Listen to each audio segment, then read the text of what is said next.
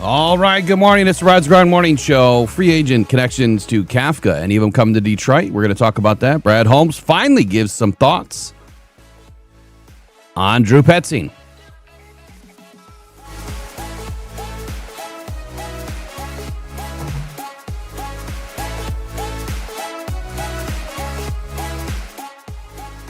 NFL players polled anonymously say that they're hiding concussion symptoms. Does the NFL have a bigger problem?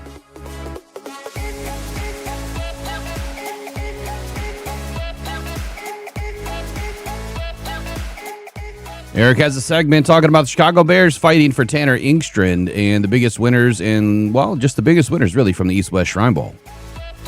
Here we go.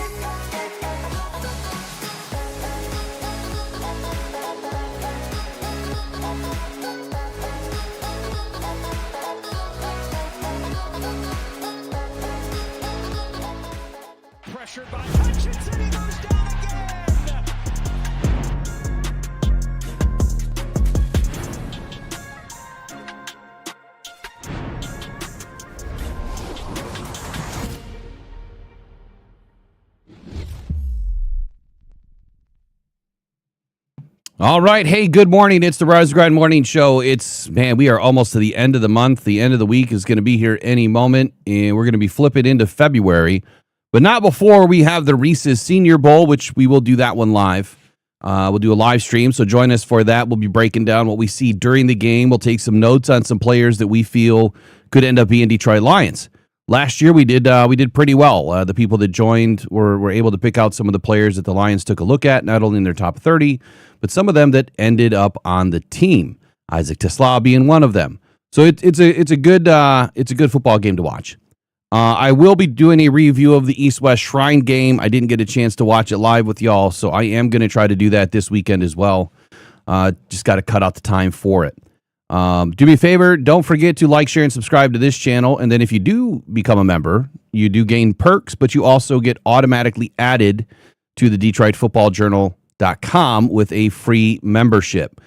If you sign up to DetroitFootballJournal.com right now, you're going to get a free 6-month membership. So now that we've got all that out of the way, let's get Eric in here and get rolling. Apologize for about being, 25 minutes late today, but it is what it is, man. Life had to come first. How are you this morning? Yeah. Oh, good. Freezing my butt off. Oh, yeah. At least it stopped snowing here, but. Oh, I tell you what, just grabbing the doorknob to come out here today hurt my hand. That's how cold everything is. It's negative 20 something. So, yuck. 9 degrees cooler today than yesterday. The negative 20 wind chill or negative 20 just ambient temperature? Yeah, I think it's the wind chill. But, I mean, you go outside, you can't breathe. It sucks.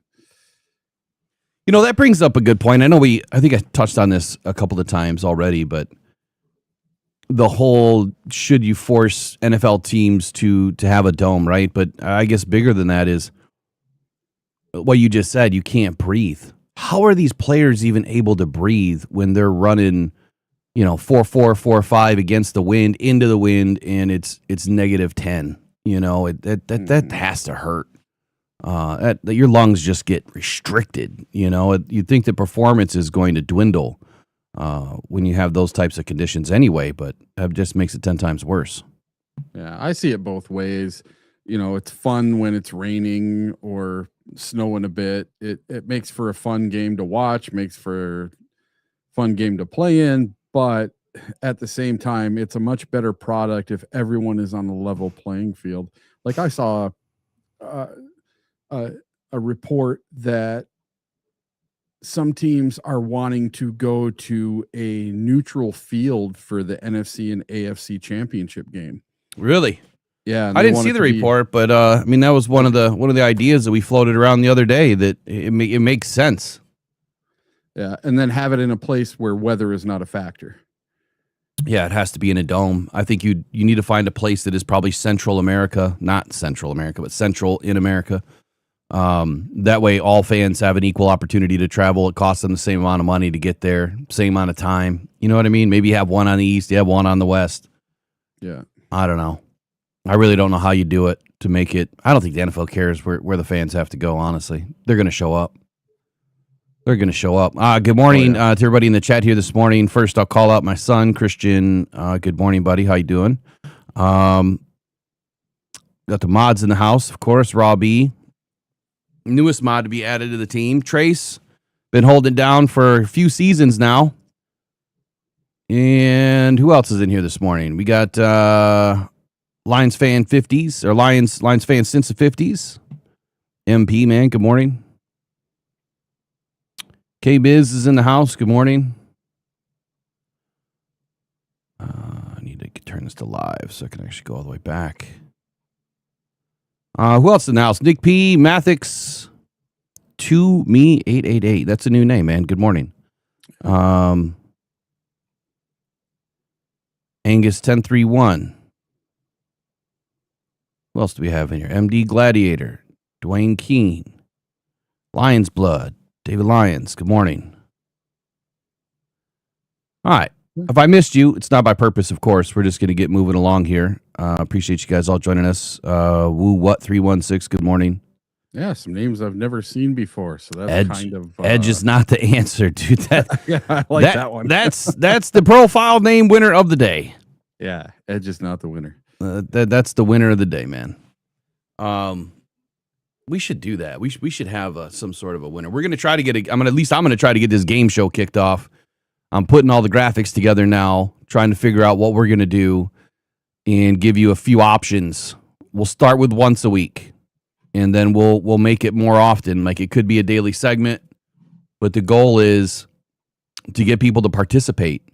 So you either have to call in, or I send you a link and you come in through audio. I won't put your video up on the phone, even if you join by video, or I won't put your video up on the screen unless you want to be, but that just takes, it's too much to try to get people to do that.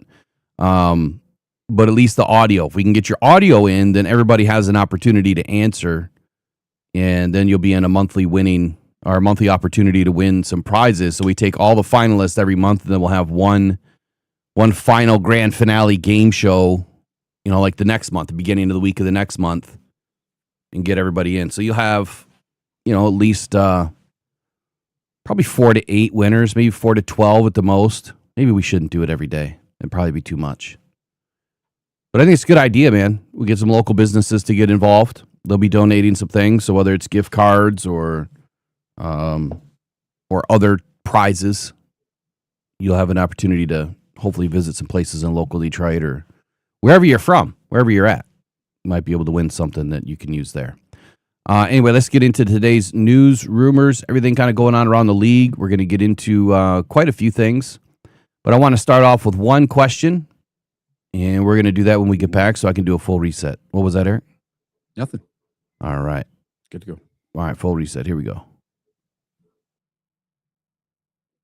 Pressured by Hutchinson, he goes down again.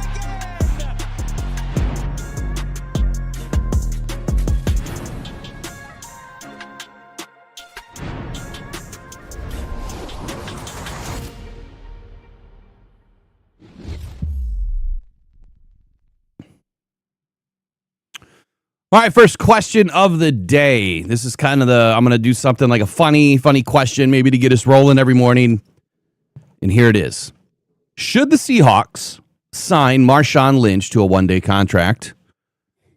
Imagine he gets the ball, and this is the contract. He gets the ball on the 1-yard line. He gets one attempt, one rush from the 1-yard line, and no, they're not allowed to pass the football. What do you think? Sign Marshawn Lynch to the Steelers for the Super Bowl to avenge the pass that should have never happened when Marshawn Lynch was crushing it in that game. All he had to do was gain one more yard, win that Super Bowl. What do you think? Oh, yeah. Sign him up.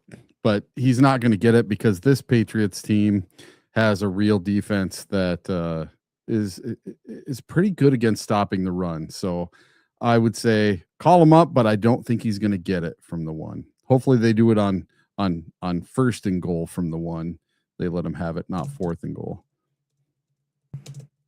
All right. How much would that contract be worth, do you think? You get 1 day, 1 rush, 1 attempt, that's it. $1 million. That's it. $1 million to rush. Man, I'd rush the ball for $1 million. I'd take the concussion. Why not? I'll take the broken arm too. And you better have a bunch of big old bags of Skittles in the end zone when he does score the touchdown. Have your absolute jumbo package out there. Have your big DTs helping them out. Yeah, that's funny. All right. I always wondered why some team doesn't do that. Like, because back in 1985, you had William Perry, the fridge, right? Why don't they take all your biggest dudes on the team, your biggest offensive linemen, your biggest DTs, everything, and that's all you put out there, except for your quarterback and your running back, just a bunch of great big giant dudes, and that's it. Everybody in super tight. Put a William Perry type dude in the backfield to be a blocker, a lead blocker be a fullback for the running back, and let him go. Yeah, it's just supposed to be. It's just supposed to be a funny, like I see people taking it kind of serious in there. It's just a fun. There ain't no way in hell Marshawn Lynch is gonna come back and play. No. He's done. He's been out of the league now for several seasons. It's curtain for that dude. All right, so there's a couple of articles that came out trying to point to some Kafka connections. And the first thing that I really want to get into is Brad Holmes finally speaking up. Now, here's what we know. So, Derek, you're going to have to make your decision right away on Drew Petzing. Or maybe you're going to have to wait at least another month. There are zero plans for Drew Petzing and Mike Kafka to make an appearance and talk to the media. Yep. It's not going to happen. They don't have to make it happen. But at the combine, the Lions typically make Brad Holmes, Dan Campbell, and at least one of their coordinators available to speak. So I'm wondering if we're going to have all three.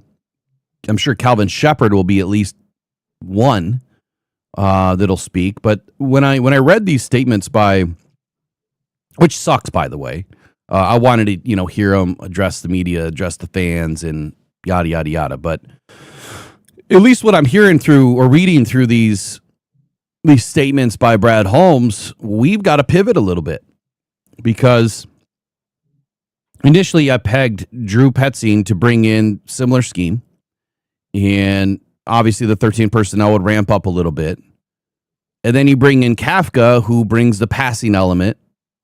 Drew's more of the tight ends, the running backs. Kafka's better with, former quarterback, but as a receiver coach and all that, he's better with the receivers. Based on what Brad Holmes is saying, it sounds like there is no scheme. And here's what I mean. Drew Petzing, I'm just going to read this from Dave Burkett. So Brad Holmes gave Dave Burkett an opportunity to ask some questions. I'm just going to read through the article. Drew Petzing checked all the boxes, in quotes. We are looking for, the Detroit Lions were looking for, what Drew Petzing checked all the boxes the Detroit Lions were looking for in a new offensive coordinator. It doesn't make sense, Dave. Anyway, Dan Campbell is ready to turn the keys over to the offensive coordinator and his new play caller. So I think there's checkbox number one. We can now definitively say, at least for now, Dan Campbell is now going back to being just the CEO on game day. He's going to manage the team, and Drew Petzing is going to be the play caller. I'll stop there before I get into the rest. Is that a win? Is that a loss? Are you indifferent? Let me know in the chat now, the comments later. And Eric, what do you think? Is that a win? Yeah, it's a win. But it's not a win. This Detroit Free Press website sucks. Why is that?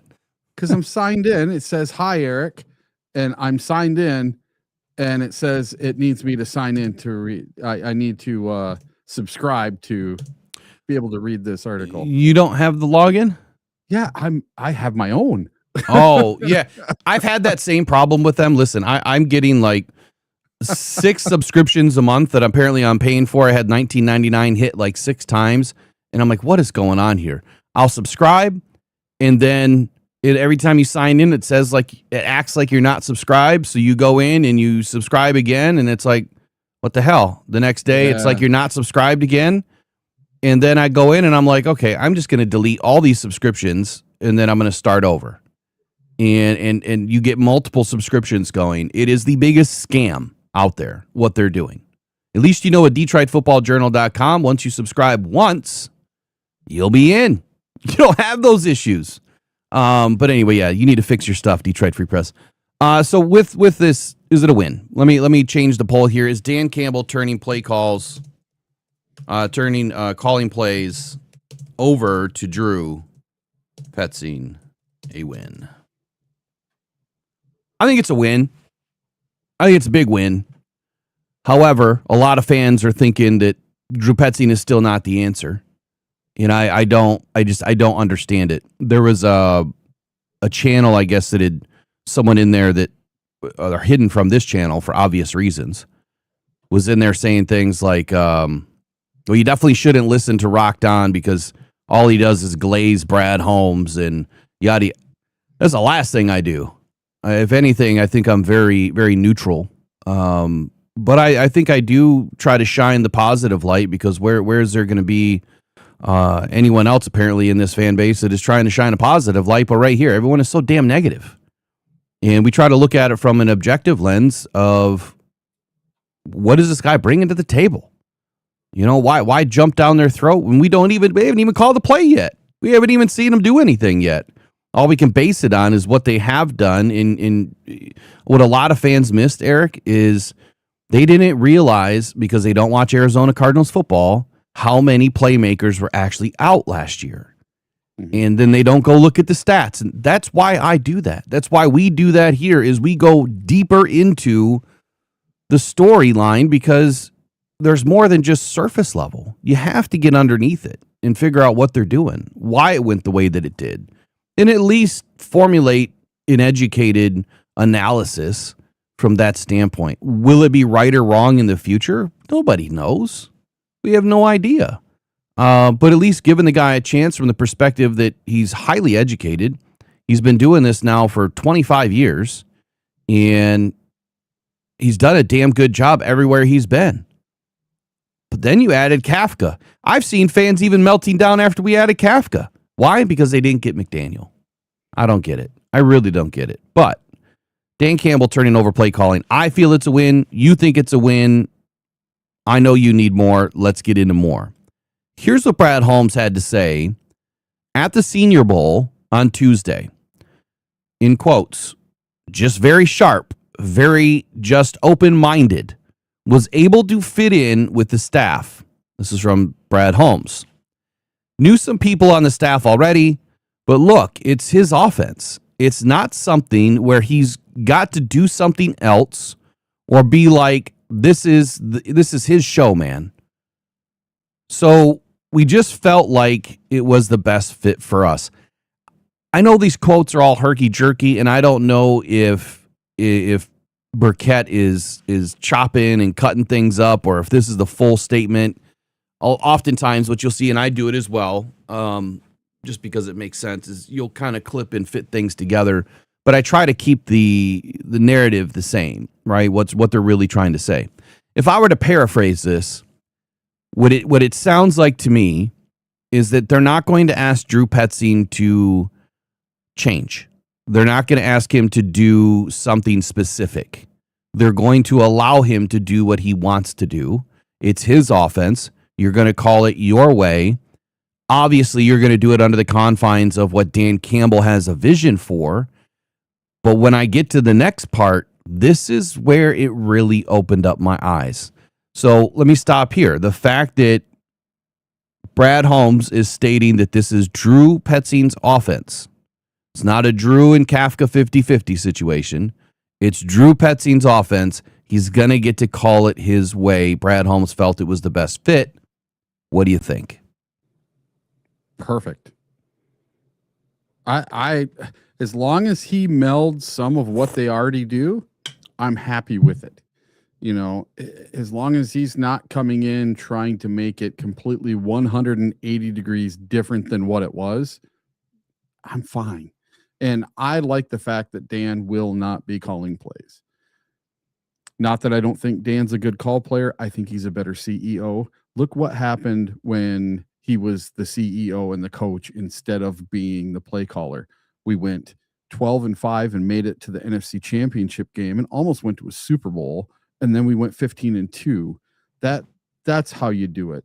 That's the recipe that worked. So hopefully we can get back on track with Petzing, our new guy. Okay, so I'll just address some of the comments already in the chat. First one that I just saw, I don't think Dan will let him change the whole offense. Probably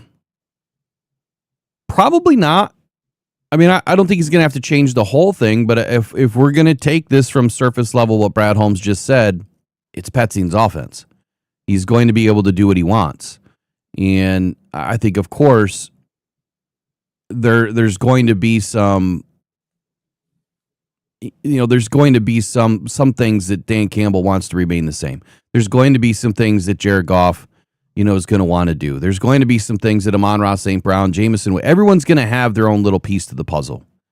At the end of the day, it's how do you fit that puzzle together that best fits your team and your roster. And so let me keep moving here, because what happens next, I think, is really going to open your eyes. But let me read this part.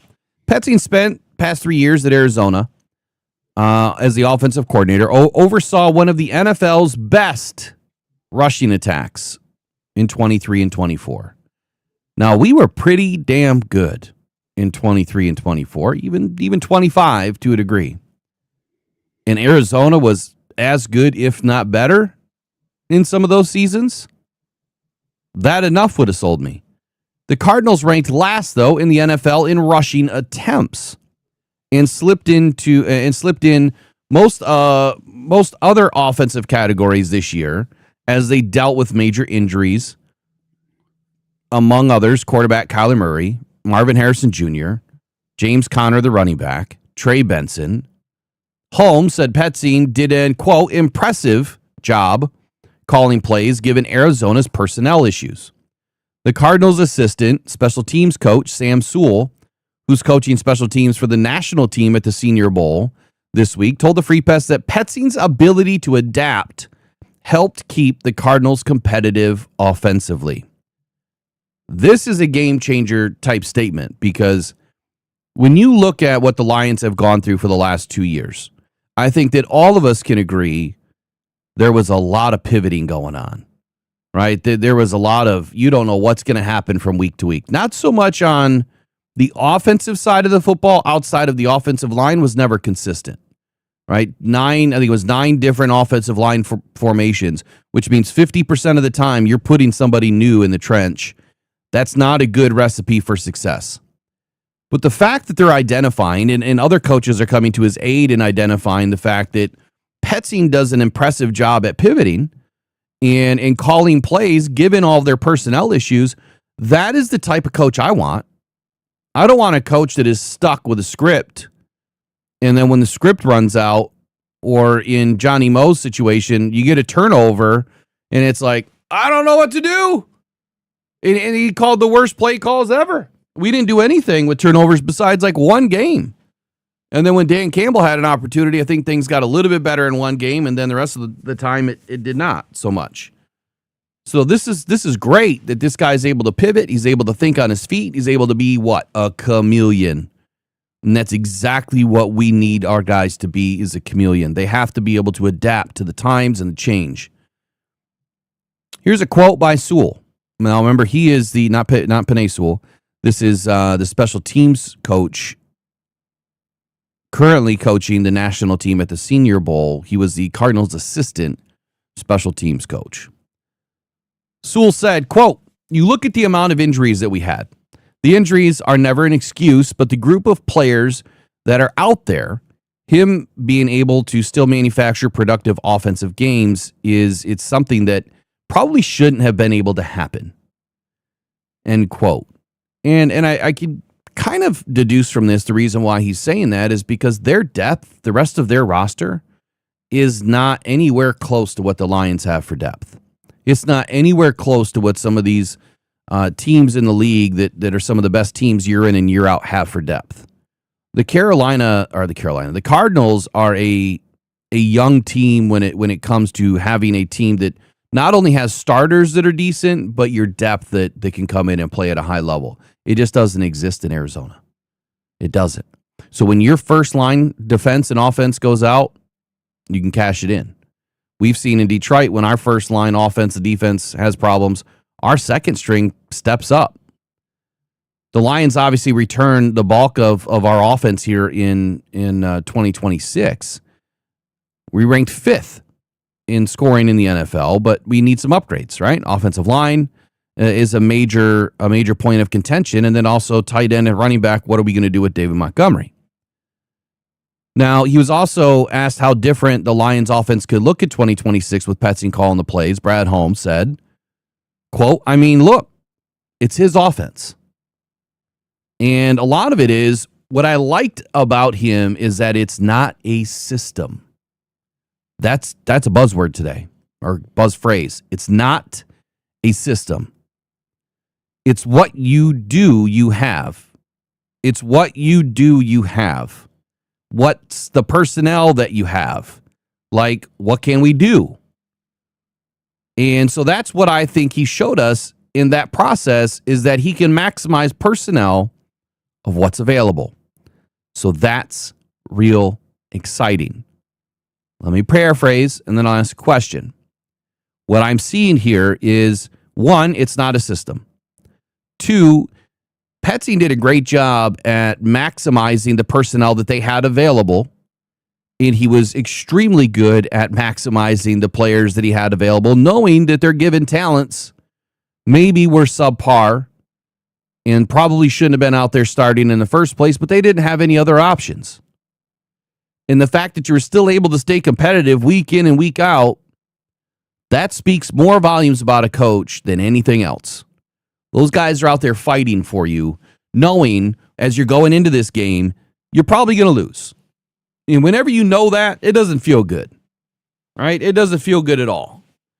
That you know that you're going to lose, but you're going to go out and you're going to put it all out there anyway. So these guys fight for Petzing. But Brad Holmes is telling you right now it's not a system. What does that mean? That means don't plan on anything. Just plan on Petzing drawing up what's going to work and drawing up plays that it's going to fit whatever he has on the roster that day. I love that ability from a coach. It's exactly what you want. Now, does every coach do that? Yes, they do. Some coaches do it better than others. So Eric hearing in the chat, obviously right now in comments later, Eric hearing that it's not a system. So we're not bringing this West Coast hybrid. We're not running the spread. We're not running the run and shoot, right? What is it that Petzing is bringing? Well, it is what it is at the moment that we need it. That's what I'm getting from this. How does that make you feel about Drew Petzing? Well, that's what we needed all along. Instead of someone that's stubborn and stuck in their ways, that every time it's a 3rd and 1 from your own 17, you do the right thing. And I don't know if it's been with these. It's happened with Dan. It's happened with Ben Johnson. It happened with Johnny Morton. They just can't take when they're in the heat of the moment, when they're in the game and it's happening. They can't take a step back, forget their ego, and say, okay, this is what we need to do. We need to run the ball on 3rd down. We need to try to get that 1st down. And if we don't get it, then we're going to go for it. But we're going to run the ball twice, or this is what we should do. We needed somebody that can just take a step back and do the proper thing instead of just being stuck in themselves, that they think that this crazy play that they came up with is going to work every single time. Well, what I'm hearing from all of this, I mean, so far, I mean, I'm glad that Brad actually said a few things. There's, I think there's at least one more, maybe a couple more quotes in here that I'll read, but I think that this is going to give the fans something to kind of rest on for a little bit until, 4 or 5 weeks passes, we get to the combine, and hopefully we get a chance to hear him. But I think what the Lions did in making him unavailable was a good choice, because with all of this crap being spewed and these, other content creators just talking shit, putting this dude's, ego in the dirt, probably not a good time to put him in front of the media where who knows, he could just lash out. We don't know what Drew Petzing's going to be yet. We don't know if he's going to hold his own and push back like Calvin Shepard has done. We don't know. I hope he does. I hope he holds everybody accountable. It's time that the media is dealt a hand, a dish that they don't like. And that's being held accountable. Because nobody's been held accountable. I push back for a reason, but I also try to do things with truth, honesty, transparency, and facts for a reason too. And I get a lot of flack for it. I catch a lot of hate for it. It's okay. Brad Holmes. That'd be one thing I would want to ask him is, if this is your offense, are you still going to do a bunch of trick plays, and are you still going to go for it on every fourth down, or is that something that comes from the coach? I mean, I could give you a simple answer. I think, one, the fourth down calls come from Dan. They all come from Dan. But there is a collaborative effort there. I think that going into, you've heard it, right? You've heard St. Brown and Jared Goff and Penei Sewell and all the others, either after game, pre-game, throughout the week, they'll say, going into this game, Dan told us we're going for it on fourth down. If we get into the territory that we need to be in, we're going for it every time. That's a Dan Campbell call. It doesn't mean that Jared Goff or Drew Petzing is not, they're not going to be in his ear and say, I think we can get this, Dan. Yeah, can somebody be the voice of reason one time? Yeah, and I think that's I think it's an absolute opportunity that both of these guys, Kafka having his experience as a head coach as well, right, interim head coach, Drew Petzing with all of his experience, Dan Campbell with all of his experience, you've got some intelligent guys now. Not to say that nobody prior to them didn't, but removing that emotion from it and being able to hear now another voice that you're inflecting that emotional intelligence now, and you can remove that Dan Campbell grit that I guess everyone likes to call it, of always trying to go for it. He might get talked down. He might get talked up a couple of times. We got to talk him off the ledge. Sometimes, hey, jump, go for it. Let's go get this thing. Here's what Brad Holmes said next. He said it was just a ton of impressive candidates. But we got to the end of the week, and we kind of went back like, who's the guy that we all collectively felt like he checked all the boxes for us? And we just kind of went with that. Went with the gut. And that's why we made the move. Holmes said that the Lions are excited to add the former interim head coach Mike Kafka to their offensive staff as well. Kafka is obviously a former NFL quarterback who has also interviewed for coordinator, interviewed for the coordinator position, and he'll have what they're calling this high-ranking, title for now. I'm sure it's going to be specified later this offseason, and I'm willing to bet that they're kind of setting it up for Scotty Montgomery to potentially exit. Here's what's next. You're talking about Kafka. He said, we were really high in Kafka too in that process. And so to be able to get that one too, I was just like, holy cow. So very, very happy. But Petzing is just very sharp, very bright, just really liked his attention to detail, which is also something that we heard from a lot of Cardinal fans, his attention to detail. And some of the Cardinal writers, his attention to detail was always on point. And former coaches and players that he's played with. He was very well recommended. All the vetting that we did, all the sources couldn't speak highly enough about him. And just kind of really liked what his philosophy was behind the offensive football and how we utilize personnel. So he checked all the boxes, man. So we were excited about him. And I can't tell if that's a mix of collection of Kafka quotes in there. I think it is. It's all about Kafka. He's kind of intertwined Petzing in there and Kafka. At the end of the day, you got two of the better offensive play callers in the league. Now, they don't always have to come from Super Bowl teams. They don't have to come from a specific tree. The guys just have to be mobilized enough to be chameleons and blend to what their resources are, what their surroundings are, and be able to develop relationships with their players, but not to the detriment that you are only going to use certain players. And like, I don't want to see Amon-Ra St. Brown peppered 12 times a game and you leave Jameson Williams out of the story. I don't want to see Jahmyr Gibbs not getting option passes out of the slot and you're only giving them to Isaac Tesla. I want him to be able to use everybody. And what I'm hearing, what I'm reading, is that he's going to use everybody to the betterment of the offense. The scheme is not a system. He's coming into this using what he has, and he's going to develop a scheme around it. Why that is so important is because of this. And now it makes a lot more sense.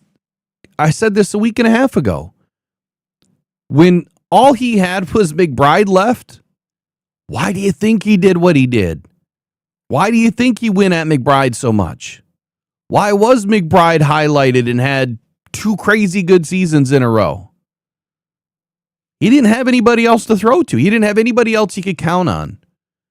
But you know what's crazy about that, Eric, is when you go into a game and the defense knows all they got is McBride. We can shut him down. No problem. And they couldn't do it. What does that tell you about the scheme that he's putting together? What does that tell you about the intelligence that he's putting in to the play calls? Because if you couldn't stop just one player, that's a problem. And that's all they had to do was stop one player for the last half of the season in 2025, and they couldn't do it. Overall thoughts now that you've heard some of this. Teams couldn't stop Calvin Johnson either. That's different. That's a bit different. Okay, Barry Sanders. That's a bit different too, but McBride is a dog. Yes, absolutely. Yes, McBride's pretty good. So it's a little combination of both. But I like it. And listen, like when I was talking about fourth downs, I was talking about fourth downs in scoring position. So when you're at your own 17-yard line and it's 4th and 4, why are we going for it? Why aren't we kicking the field goal, taking the points when we're only down by 10 or only down by 7? And, that's the kind of stuff that I'm hoping that Dan can just clean those little things up. And that really, really helps. And I'm thinking that having Kafka there, he may be the new voice of reason where Drew Petzing gets to run the offense. So Kafka may be the guy up in the box. He may be the guy that's in Dan's ear, that's able to talk to both of them at the same time and be that the intermediate guy between those two to help them communicate better. Or maybe that fails. I don't know, because listen, we just got to get it right this time. So I know people keep saying that, like, we have to get it right. What did Dan get wrong? Well, it's not that he got it wrong. It's that with Johnny Moe, we had communication issues. You had planning issues. You had you came in with one offensive plan and it didn't work, and you had nothing to go to. So we've heard that a lot too. We've read that a lot. That Dan missed on two coordinators now. You brought in Anthony Lynn, it didn't work out. Well, that was newsflash. Not one damn coach wanted to come to this team. We were lucky to get the guys that we had. And the way that Dan Campbell assembled that team, you might have missed on Anthony Lynn, but you hit a home run on about 12 other guys you had on that coaching roster in 2021. So it's like, I wonder how many of the assistant coaches are still with the Lions from that initial. Well, a lot of them were until last season. Yeah. Last season, we lost 12 or 14, Yeah. which was like the entire, I mean, come on. We lost like everybody. Everybody. So- And so- this season, we're not losing hardly anyone. Yeah, so the problem is I don't think people put enough credit into what Dan has done. They try to hone in and drive these narratives on the one thing that maybe went wrong. Anthony Lynn didn't work out. Anthony Lynn's a bright dude. He was a former coach, former head coach. I think the issue was Anthony Lynn's coming off of a head coaching gig and based on rumors, was kind of being rogue. You know, wasn't doing the things that they decided were going to work best for the team. Now, why that is, I don't know. It was Same- funny because I saw that Anthony Lynn got a head coaching interview. I think it was for Arizona or Las Vegas this past week. Well, so since he left Detroit, he's been the assistant head coach and a running backs coach in San Francisco, and then he was the run game coordinator and running backs coach in Washington, where he continues to stay. So why is he not an offensive coordinator somewhere else? Well, after leaving the Los Angeles Chargers as the head coach for 3-4 seasons, he comes to Detroit. It didn't work out because I felt like he was still butthurt about not being a head coach, still trying to run things as if he was a head coach and not listening and doing the things that Dan Campbell and the rest of the team organized and planned for that week. Again, rumors, right? I think you could substantiate it by what happened on the field. Okay, so that happened. Aubrey Pleasant. Why don't we talk about Aubrey Pleasant? Aubrey Pleasant was a miss. Well, why aren't we driving that one into the ground? Aubrey Pleasant did the same damn thing. Wasn't listening, right? Was going rogue. The quarterbacks were doing, the DBs were doing something totally different than what the rest of the defense was doing on given plays. And a lot of that was said out loud after the fact. So there's two guys that maybe you could say he missed on, but did he miss? Or did they just go rogue on their own? And you can't control that. You can get into the room with someone and they can say all the right things and do all the right things. And then when they get their opportunity to go out there and call plays and they're in their own room and no one's in there checking on them because that's not what Dan wants to do, you're putting them into a bad position because you're doing your own thing. You're not doing the team thing. So I would put the fault on Anthony Lynn and Aubrey Pleasant for not being team guys. I wouldn't put the fault on Dan Campbell because you don't know what's going to happen until it happens. Well, what I would say is you look at the other 30 plus guys or whatever that have been on this coaching roster over the last 5 years. Dan's hit on, I don't know what the number is, 98% of them then? And a lot of them have moved on to be, have better positions, head coaches, offensive coordinators, defensive coordinators, you name it. I think he's done very well. And so then Johnny Moe, was that really a miss? Here's why I don't think it was a major miss. I think it was a blown opportunity is what I think it really boiled down to. Now, have I ever had the thought that Johnny Moe was going to be great? No. I told you all from the very beginning, I did not like the idea of him being up in the box. That was failure number one for me. And I did not like the idea of not interviewing a bunch of guys and bringing in some other guys. So that could be a miss. However, what they did do, Eric, which is what was just written recently, is they were trying to mimic the same offense from 2024.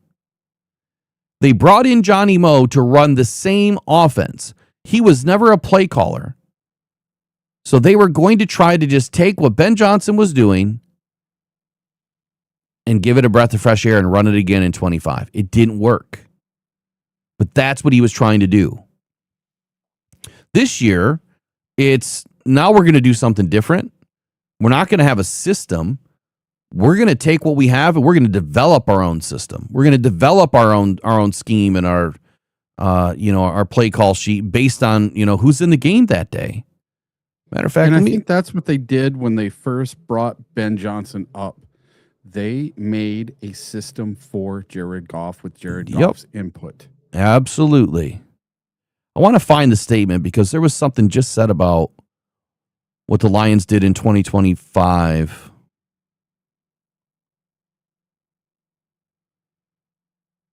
That makes a lot of sense, though, that they were just trying to run it back with the exact same offense, but they didn't have the exact same personnel on the field or off the field. So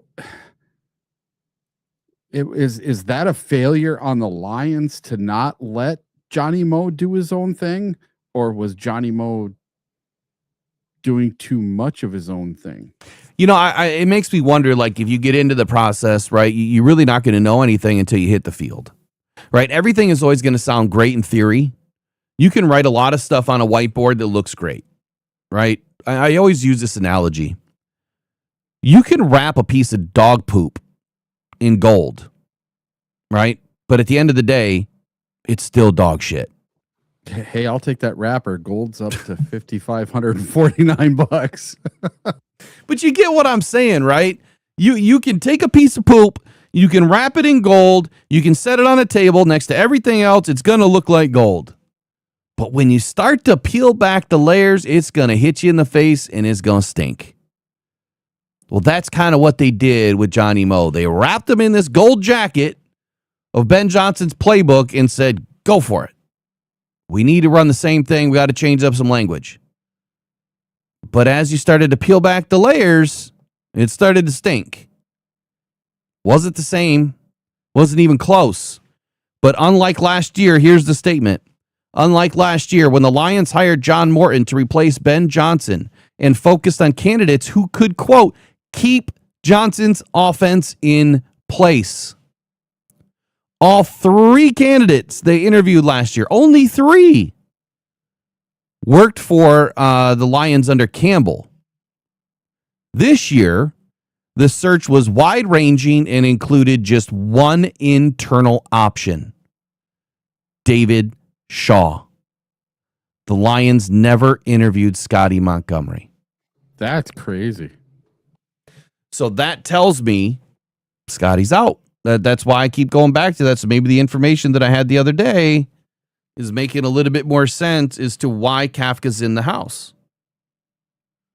That Scotty Montgomery might be gone. I hope not. I really like Scotty, man. I do too, but good for him if he moves up to an OC position with the Ravens. Wish him nothing but the best and nothing but luck, except for when we play him. Yeah. I love this thing. I love this statement here that the wide-ranging, you know, I when I write like cast a wide net and all that stuff. But that's what they did. They went out, they cast a wide net, they started reeling all these guys in, and they started listening to what they were going to do, what they can do, what they felt like they could do in Detroit. And at the end of the day, they boiled it down to two options, and they were able to get both those two. I think the Lions still canceled a bunch of interviews too, if memory serves me correct. But anyway, is Dan Campbell turning play calling or calling plays over to Drew Petzing a win? 92% of you say yes. I'm curious what the other 8% that say no, why? So in the comments later and in the chat right now, if you don't think that Dan Campbell calling plays or turning play calling over to Petzing is a good idea, let me know why. I would like to know why. What did you like out of Dan Campbell calling plays last year? Or maybe that's Dan Campbell. Maybe he's the one that voted no. I don't know. Anyway, we're gonna take a brief break. I gotta find something. We'll be right back. And I think Eric, you have something for us here on the three biggest winners from the East-West Shrine Bowl when we get back. All right. I have to reorganize all this stuff. I don't know where I put it all. Be right back.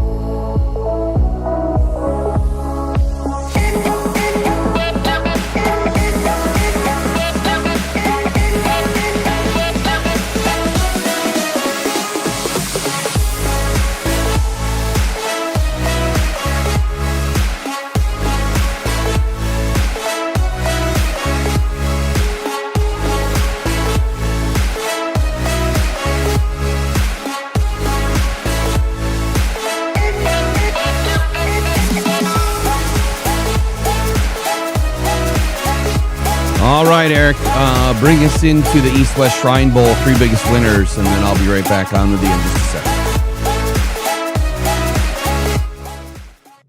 second. You're up. All right. The East-West Shrine game was on Tuesday, and after the game, a list of 3 of the winners came out. So I thought, what a great opportunity to kind of learn through who 3 of these players were that played in the East-West Shrine game. I did get to watch the game, and this first kid, he did make an impression on me, and that is Iowa quarterback Mark Gronowski. He is extremely interesting at 6'2", 235 pounds. He's got great athleticism and an ability to do damage as a scrambler. So he is one of the biggest winners from this year's Shrine Bowl, not just because he was named the game's offensive MVP, even though he was. So he was the MVP of the game. The Iowa product and former South Dakota State quarterback impressed well ahead of Tuesday's game. He measured in with archetypal size and turned plenty of heads during this week's practice. He put his skills on display in the game too, finishing with 86 passing yards, 28 rushing yards, and 1 key block on a rushing touchdown. Now, if you've not seen the rushing touchdown that they're talking about here, it's available on X, just the one play. This kid goes around he hands the ball off. He's the lead back blocker to the right side, and he takes on a linebacker and absolutely plows him. And who are we talking about? Gronowski. Gronowski. So Mark Gronowski. He's a quarterback. He's 6'2", 235. He was the MVP of the Senior Bowl, and he made just an amazing block on a handoff. So it was nice to see that's the gritty, willing to put yourself out there and block type of mentality. Now, he wasn't putting himself in any danger. He wasn't, diving head first or anything like that because most quarterbacks do not block. So it was really nice to see a quarterback blocking in a Senior Bowl game, not even an actual game, That was a big risk. Now I haven't, like I said, I haven't been able to watch it yet. So that's a big risk putting yourself out there like that, especially before the combine and the draft and everything else. This guy, when you watch the game, you're going to see he was all in. He threw for 1,741 yards and 10 touchdowns in his lone season at Iowa. But he did flash his athleticism with 545 rushing yards and another 16 scores. He's an intriguing dual threat prospect who should get a longer heading into the draft because of Tuesday's performance. Let's take a look at this play. All right. You got it up there.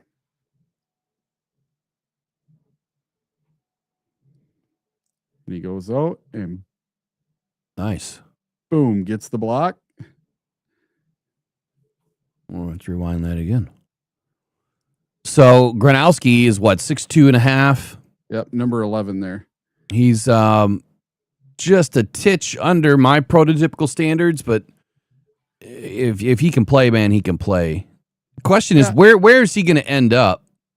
Where is he going to end up in the whole draft circus here? And is he going to be somebody that the Lions, take a look at?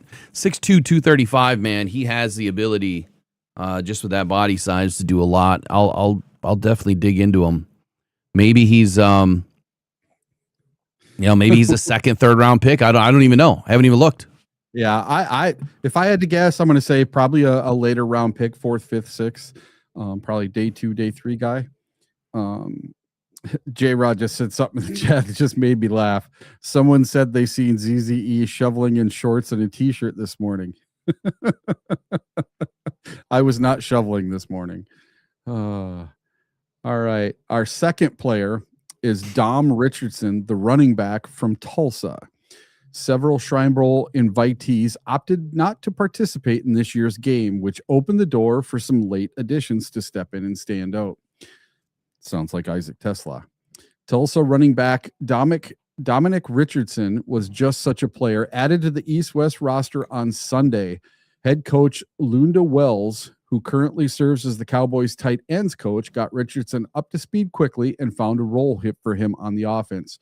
Richardson filled the closer role, practically taking over the game on the West's final drive. He racked up 51 yards on the series and capped it with the game's go-ahead touchdown. And it looks like he put on a masterclass at the Shrine Bowl. They have a little video of him as well. He was a red shirt senior. He spent time at Oklahoma State and Baylor before finding a substantial role at Tulsa. This past season, he rushed for 1,065 yards and 5 yards per clip while carrying and adding 20 catches for another 130 yards. With a 6-foot frame and physical running style, Richardson should find an opportunity to carve out a role in the NFL. Now, they said how much he weighed anywhere. For who? For Dom Richardson, the running back out of Tulsa? Yeah. They just say he's 6 foot tall. I don't know. They listed all their specs when they did this. They're available. We would just have to look it up. Because just like me, everyone else here, we're all learning about these players. So I thought, what a good way to learn about 3 players than the 3 winners from this game. Let's take a look at this masterclass. Yeah. Ooh. That was a demo type run. There you go. Yeah, I love that interior spin, man. That was beautiful.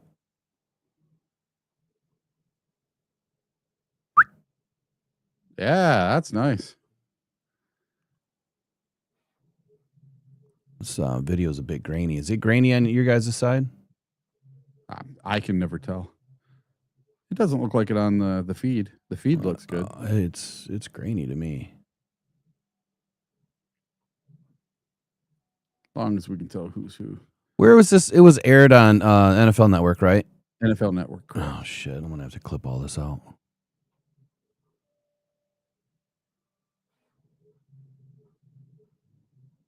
I missed that last play. Hold on. Go back just a little bit. Yeah, I think they're showing that entire last drive. They were basically trying to run the clock out, and the kid went all the way down and scored a touchdown. Yeah, he's got some power behind him, man. Dom, what's his last name? Richardson? Richardson. And I mean, he looks like he's kind of shifty. He's got the spin move on the button, circle button. Circle button. Don't you remember that? Dude, I hit all the buttons. I hit all the buttons all at once. And if it did something cool, that was great. Just ask my kids; they couldn't beat me forever. But now I can't even sniff them. We haven't played in years, but yeah, that used to be fun. Dom Richardson is, let's see, runs a 4.6 40, so he's a bit slow. He's 25 years old, so he's pretty old. He does have a long wingspan, good ape index. He's got good size hands, 9 7/8, 32-inch arms. He weighs 210. He runs a 4.6 40. His 10-yard split's 1.54. That's not terrible. 31-inch vertical. It could be better. His broad is only 116, which would tell me his explosion is not that great. I'll do a workup on him anyway, simply because. Oh, wait, I'm looking at the wrong dude. Wait, am I looking at the wrong dude? Is his real name Damani? I don't know. This has it listed as Dominic. Yeah, I don't know why this pulled up the wrong name. It's happened to me the other day, too. I started writing a full thing. It was the wrong guy. And it was the wrong guy. That happens. Yeah, I don't know. Yeah, I was just looking at his safety. I don't know why I did that. All right, here we go.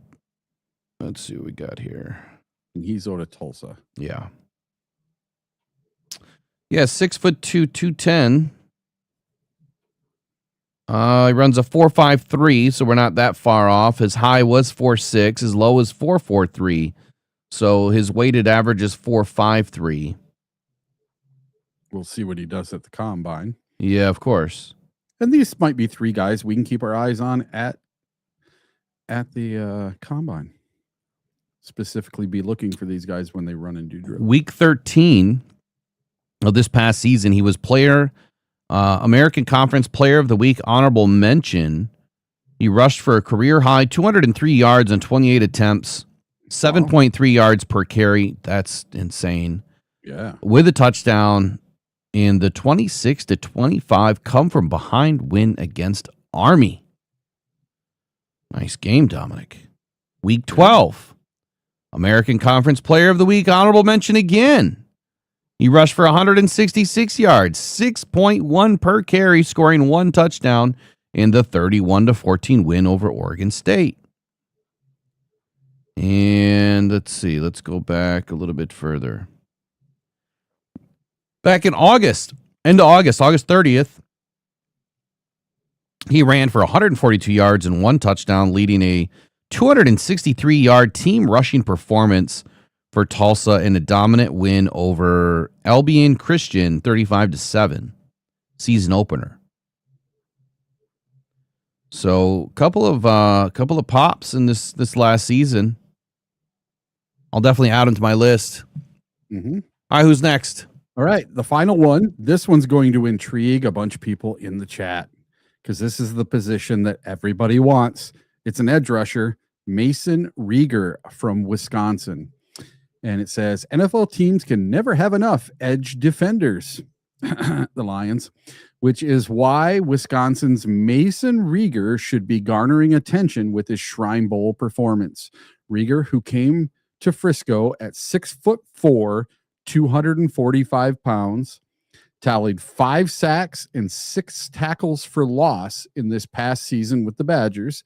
2 years ago, while playing alongside Louisville's defensive line, he also logged 5 sacks and 6 tackles for loss. Between those two campaigns, he missed the 2024 season following knee surgery. On Tuesday, however, Rieger tallied 4 tackles and 3 sacks in a losing effort for the East team. Unsurprisingly, he also earned defensive MVP honors. And Rieger also flashed during practices, which for many scouts are more important than the game itself.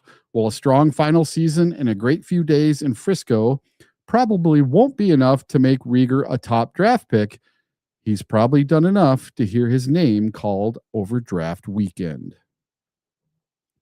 It looks like they got a good job from Wisconsin edge Mason Rieger here, converting from run to pass and getting home for another sack. So, yeah, they're showing one of his sacks in the little video there. Working it up. 1 sec. Okay. But there you go, everybody. A hidden gem at edge to pair with Aiden Hutchinson. So Wisconsin edge Mason Rieger.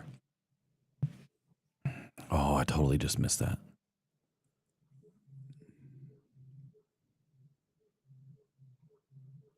All right, he just flies off that edge. Let me see that one more time. He came pretty clean there. Unblocked.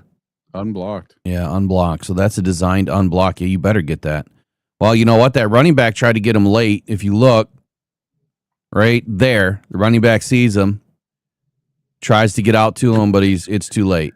That was a horrible block. Yeah. Or attempt at one. I don't know anything about this guy. Have not looked him up yet. Mason Rieger.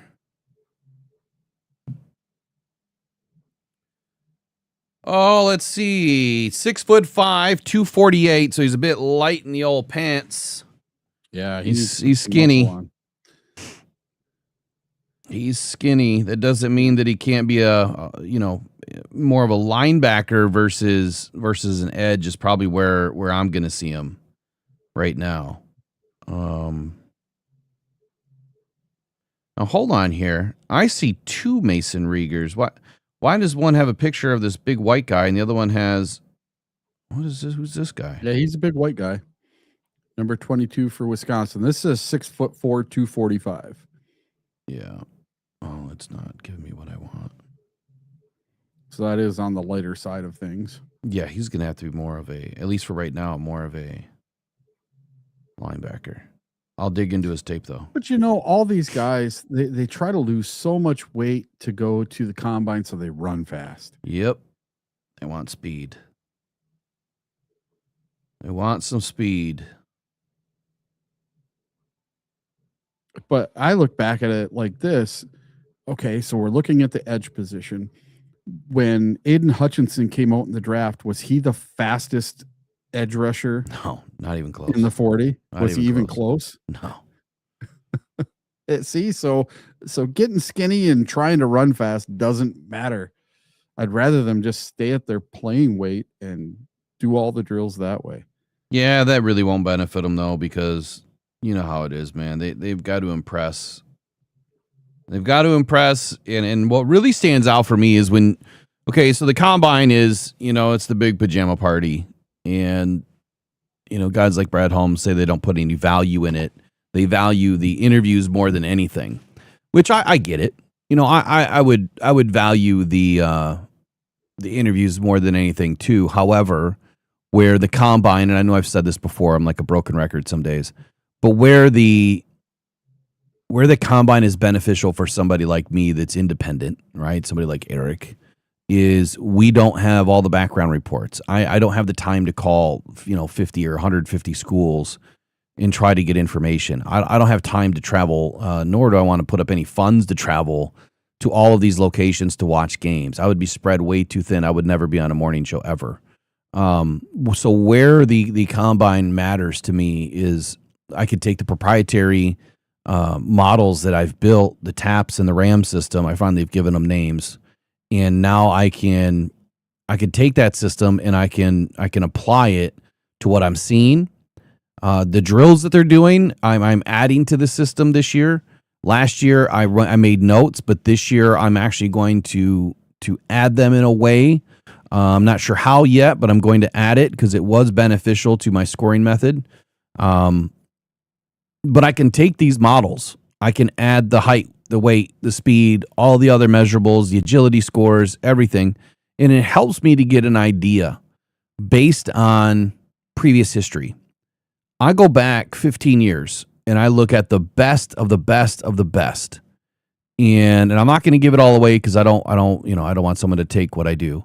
But I look at the best of the best, and it gives me an idea of a good start for, can this player become one of the best? Can they become a solid starter?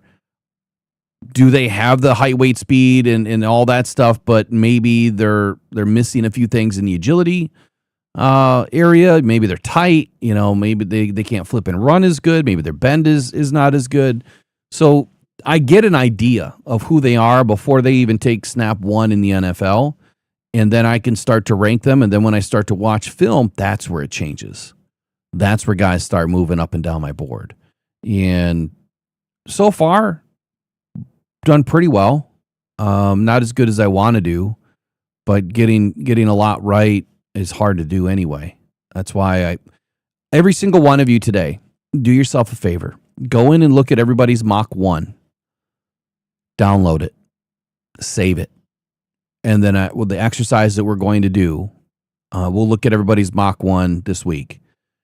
And then that'll be the last one I look at, because the next one that we look at is going to be draft night and my final mock. But Mach 1, and then compare it to their final mock, whether it's 7, 10, 50, whatever. Compare it to their last mock. So if you look at Mel Kiper, Mach 1, if he does 7, look at his 7th and see how much it changes. It's going to change a ton. And look at where it changes after the combine, after the East-West Shrine game, after the Reese's Bowl. A lot of those names are going to start to change. Pay attention to that. That's the only cookie that I'm going to give you of draft analysis, other than what I'm going to give you when I do all of my draft analysis. I know you're probably waiting for it. It's coming. Some of it's coming, but it's just a lot of work. I'm so deep into film, it's not even funny. Like, I'm filmed out already. I should have started it back in December, like I said I was going to. I don't even get to the point where I can actually do like a first round mock draft until like right before the draft. Well, you've got to get done earlier. Come on. Got to get it done earlier. Trust me, I these beat people. you- These I just people. beat- It's hard to have a conversation about it if you don't start looking because. Oh, no. I'm not saying I'm not looking, but to be able to put together a mock draft, all I would be doing right now is just throwing darts at a board. Well, the first part of it. So for anybody that's never done it, you know, outside of being a fan, is you just got to open up the mock draft Simulator. the simulators and just go through it. Just go through it like 20 times a day and you know, play with the tools that it gives you. You know, I try to lean less towards need, and I don't want any input from anybody else. I think value is probably a little bit more important versus need. If you're going to go BPA, if you're going to go need, you have to go need, quite simply. But if you're looking for BPA, you go value. And so for Brad Holmes, you want the value up higher because that's what he's looking at. Not so much that he's looking at the mock draft board is that he's looking at the value. You know, what am I getting out of this player that is the best player available? Up next, let's get into something different here. Good stuff there, by the way. A couple of winners. I can't wait to watch the game. Maybe I'll watch it today and then we'll rewatch it again. And, you know, we can do the same type of thing with the Senior Bowl. You know, we could pick out 4 or 5 guys that we really liked and do the exact same thing. Yeah, absolutely. Helps me learn who some of these people are because when you have 2,000 kids that you've never watched before, man, it's hard to learn the names, hard to learn who they are, what position they play. And I don't watch college football. I might watch 1 or 2 college football games a year.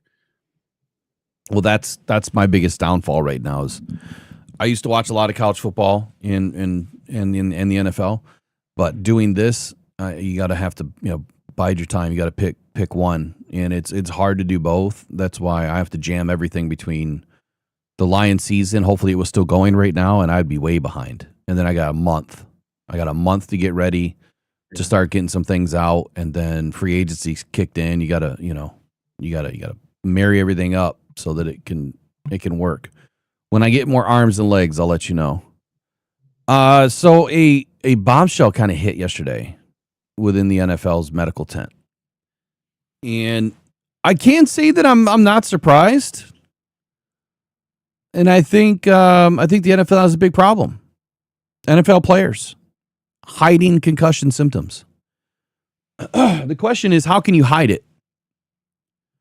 How can you hide? Like, what is the value of a medical doctor taking you into the blue tent and evaluating you for concussion? Like, you're going to go through a neurological check.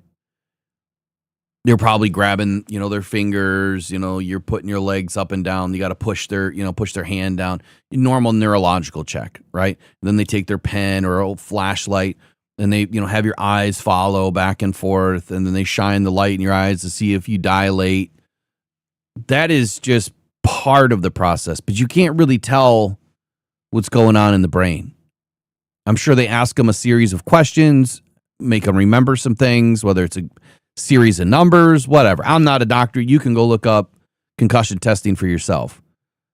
The point is I don't know how you can really hide concussion symptoms.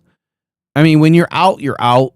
But if you've been banged up and you're dizzy, we call it, you're just dizzy a little bit, and you've been concussed, but maybe it's not a major concussion, you can probably hide that for sure. But if you've had a major concussion, more than likely you're not going to be able to hide that, especially if you've seized on the field or, you know, things that we've seen. We've seen some pretty gruesome concussions. Just go watch some of the Tua Tagovailoa concussions. But head injuries and the NFL's concussion protocol are still a polarizing topic today. And more than a few of the players were very reluctant into engaging in this conversation, as well as the anonymous poll, if you will, that they were given. And when they were asked if they ever tried to hide concussion symptoms, One AFC offensive player responded that he had not, before adding, quote, "And if I did, I wouldn't disclose it to you," end quote. Now, the data on the concussions from 2025 season is not yet available, but according to the NFL, the concussions decreased 17% from 23 to 24, which was a 12% drop compared to the 21 through 23 seasons. As far as identifying concussions, league doctors continue to evaluate 3 to 4 players for every concussion diagnosis. Let me say that again. As far as identifying concussions, league doctors, quote, continue to evaluate 3 to 4 players for every concussion diagnosis. You understand that, right? The players, I didn't at first. The players who answered the questions, and this was a poll that was sent out by, it's an annual anonymous player survey. Oh, I gotta log in again. Come on, people. I'm already logged in. It's an annual survey done by The Athletic. I've never seen this before, and I saw it yesterday, and I'm like, this is interesting. So traditionally, The Athletic has conducted its player anonymous poll much earlier in the NFL calendar, but this season they decided to exercise it a little bit later, trying to hold off until the final days here, I guess. So from early December through the end of the regular season, the beat reporters for The Athletic gathered responses from NFL players on topics that emerged as front of the mind, no pun intended, during the 2025 season. Among them were a season full of officiating fueled controversy. Is it time for the tush push to be outlawed? That was one question. Is there anything wrong with Tom Brady running a franchise in the same league he covers as a prominent analyst? Was the second question. Everyone has voiced their opinion on the NFL making Bad Bunny the first Spanish language performer for the Super Bowl halftime. How do players feel about the selection? And if it was a Bad Bunny, who would they like to see? Was the third question. Fourth question was, how much has widespread sports betting and fantasy football intruded on players' lives? And a fifth question here, what player would make the best flag football player? How about the best referee? Those were just some of the topics that were covered in this year's survey. The results are going to be released in installments over the next few days. 84 players participated. Just 84 out of the entire league. Some declined to answer certain questions on certain topics or prompts. Respondents were allowed to provide multiple answers, and here's what they said. I'll come back to that in a moment. But here's what they said, or some of them said, about concussion protocol and some of the concussion answers as to, are they hiding concussion symptoms? Players who answered our questions offered a wide range of thoughts. Here was one. Quote, yes, I've hid symptoms. This was an offensive player who included that he did not regret doing so. Quote, it's all in your head. Concussions are all in your head. I think I know who that is. Does that not sound like, oh, maybe it's not. That's AFC. But it sounded like what Puka Nacua said when he got caught on that hot live mic moment in that video. You remember that? Yeah. It sounds exactly like what he was saying, but he's NFC. A different AFC offensive player said, quote, sometimes you go lights out for a second. You just have to play it off. Get in the huddle, end quote. That's wild. Another NFC offensive player said, quote, guys are stupid if they do that. We don't mess with brains, end quote. And another NFC defensive player said, quote, hell no, I would never do that. If my isn't feeling good, I'll tell you and leave the game, end quote. Then there were some more nuanced takes. Quote, for sure, I've tried to hide concussion symptoms. This is an NFC defensive player. He said, Football is about availability more than ability. You want to be available. You can hide certain symptoms, and you're going to hide whatever you can be to be out there. To know, I know, it's shameful to say. End quote. Another AFC offensive player said, quote, I think there's a gray area with guys who know they got their bell rung or just want to stay in and don't want to see the doctor versus actually trying to hide the symptoms. I think even the toughest guys know how brutal this game is and don't want to add extra risk. I think once you're in the league for a few years, you learn more about the fine line between, okay, I can play through this, and oh shit, I'm really hurt. That goes for a back injury or a concussion. End quote. Smart answer. Another NFC defensive player, a lot of NFC defensive players participated apparently, said, quote, I personally haven't tried to hide concussion symptoms in the league. I think there are levels to concussions. You feel a little dizzy and you don't know if it's a concussion or not. And you're not trying to alarm anybody, but if I feel it's bad enough, you should let somebody know. Another smart answer. They go on to say that the poll results only reflect players who said they tried to hide concussion symptoms since coming into the NFL.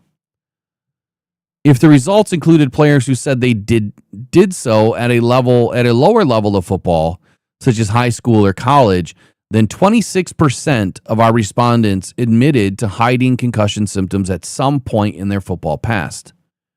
Of those who said that they have hidden concussion symptoms and answered a follow-up question about whether they regretted it, 8 said they had no regrets, while 1 said he did. It's kind of an interesting topic of the day that, I mean, we've seen some pretty wild injuries, some pretty wild concussions on the field. It's still a polarizing topic of players diminishing their lifespan because of football. I guess where I'm going with this today, I really don't have a take either way. I mean, of course, if you have a head injury, you shouldn't be playing football. If you even think for a moment that you have something going wrong, you shouldn't be playing football. You should be on the sideline getting checked out. But I guess my overall thought process is these guys, I feel, are more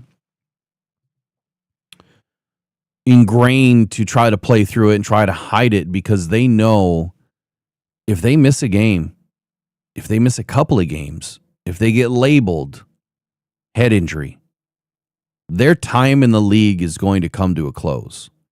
And now you're messing with somebody's livelihood. You're messing with somebody's ability to make absurd amounts of money. And you could be a player that's on the fringe of getting that next big contract. And then you get hit in the head. And I can see where they want to hide it because they want to get paid. So I guess the question is, Eric, if players are really trying to hide this, 26% have at some point in their life based on the ones polled. Is this a bigger reason as to why maybe some players just don't pan out over time? As far as like they sign that big deal and then next thing you know, they're kind of washing out of the league. They don't work out. Or I guess where do we run from here with this topic? I really didn't have much planned for it. What do you think about it? Well, in the chat, John Desage says the NFL should force retirement after 3 concussions. Ooh. Do you know what would happen if the NFL made that a rule? Everybody be out, man. There would be no players left in the NFL, and no one would report anything, and they would try to skirt the rules as much as possible to save their careers because they're not going to want to give up these millions and millions and millions of dollars. This is so much money. And I have to wonder what their reporting training is for these players. Like when you come in as a new player in the NFL, you must have to sit down in a meeting or a training for days where they talk about concussions all day. And what do you do in a game when this happens to you? Or what you have to do to comply with a referee when they grab you and say, hey, you got to go to the blue tent. Or someone calls down from upstairs and says you have to go to the blue tent. And how you're supposed to answer these questions and what questions you're going to be asked, and like the whole process. They have to go through it.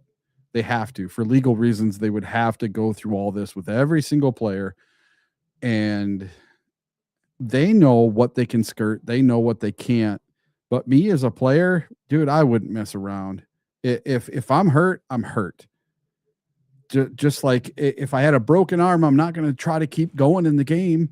Now, from a pain-wise standpoint, maybe I can do it. Maybe I can still continue to play in the game, but I'm going to do more damage to it.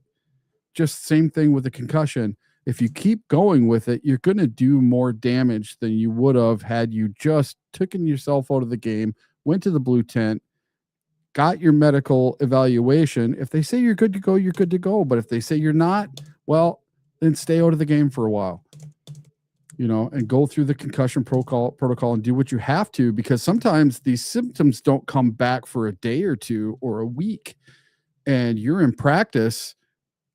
How many times have we seen it where in practice somebody has concussion symptoms from a game 3 or 4 days before? We've seen that quite a bit too, where people take themselves out and then they're unavailable for the game on Sunday because on Thursday they had concussion symptoms that came from nowhere during a walkthrough.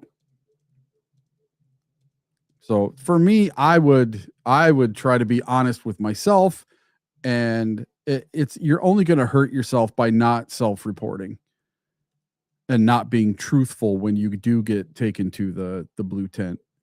But you got to remember, when some of these guys go to the blue tent, they're out of their minds. Yes, I mean, some don't even make it to the tent. I mean, you are a modern day gladiator. Yeah. Could you imagine? I mean, you just brought up a good point, like the gladiator days. I mean, fighting in Caesar's Palace or whatever, or those dudes are getting hit in the head with axes and clubs, and like, were concussions a thing back then? I mean, how do you think they went through that? They died. Yeah, it is dead, done. It's over. Yeah, they went through so many of them. I mean, that's probably why people were so damn crazy, and some of the warriors back then were just so nuts. Wearing a metal helmet.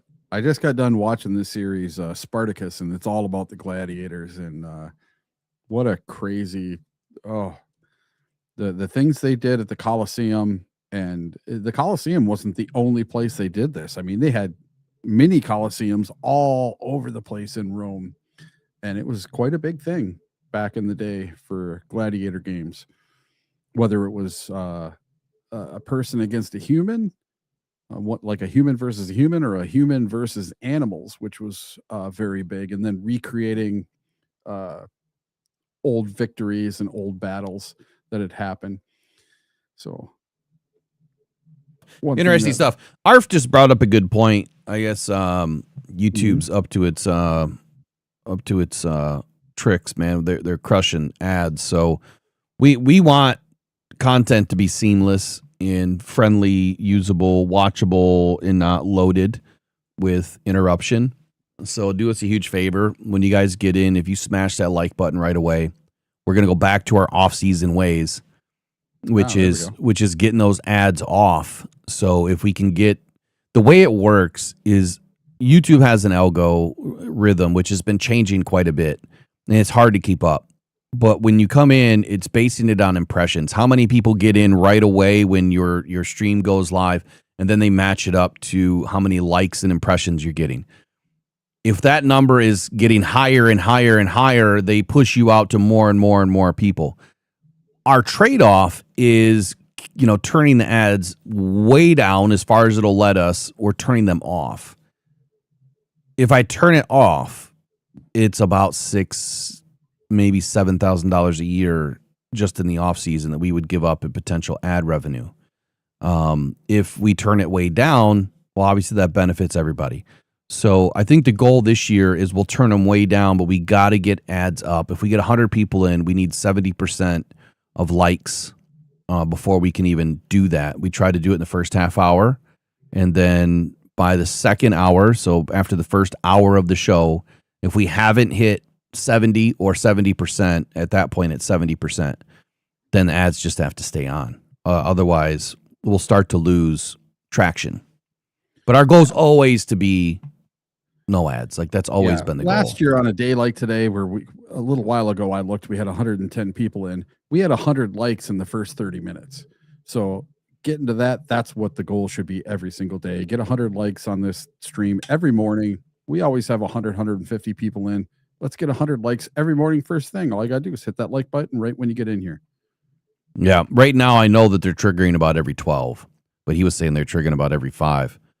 It should only be about every 12, which that's not terrible. I mean, in a 2-hour show, it's 8 ads, roughly 10, maybe at the most.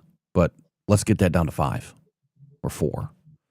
All right. This is not like the morning show's it's not a moneymaker, man. The moneymaker is donations and videos and all that good stuff. So there's a couple more things that they pulled here with The Athletic. Let's see. There was a couple of good answers in here. Let me go to one other one.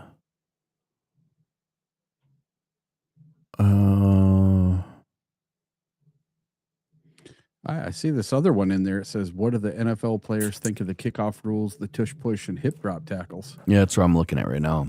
Yeah. I can't figure out what this answer goes to. It says it's a dumb rule, dumbest rule we've made in a while, in my opinion. It's bullshit rugby. I believe we were sold on the change being related to player safety. It just doesn't make sense to me. I think that change is probably about the kickoff rule. Yeah. I think it's bullshit. It's rugby is asking about the tush push. And then the kickoff rule again is it's dumb, dumbest rule we've made in a while, in my opinion. What else did they say?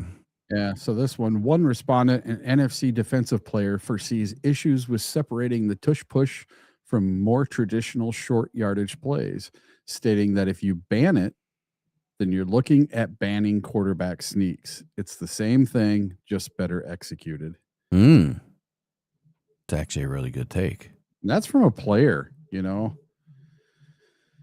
That's not a coach. That's not a GM. That's not a fan. That's a guy that's out there on the field. And I don't know why they don't take more of the players'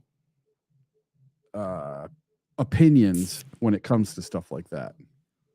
So I wanted to give everybody a little update. I don't know, 4 months ago, I did a video about the NFL, about it being rigged. And it was after one of the Lions games. And I went pretty deep into some research. That video's now done over 115,000 views. Still every day, people are watching it, commenting on it every single day. And I promised version 2, which was going to follow the money. Well, last week, I started to pick up where I left off and started to dig a little bit deeper, making some phone calls, trying to track some things down. I spoke with someone, I'm not going to say who or where, and they literally asked me, why? Why are you doing this? And I said, well, I'm independent. I like to do investigative journalism.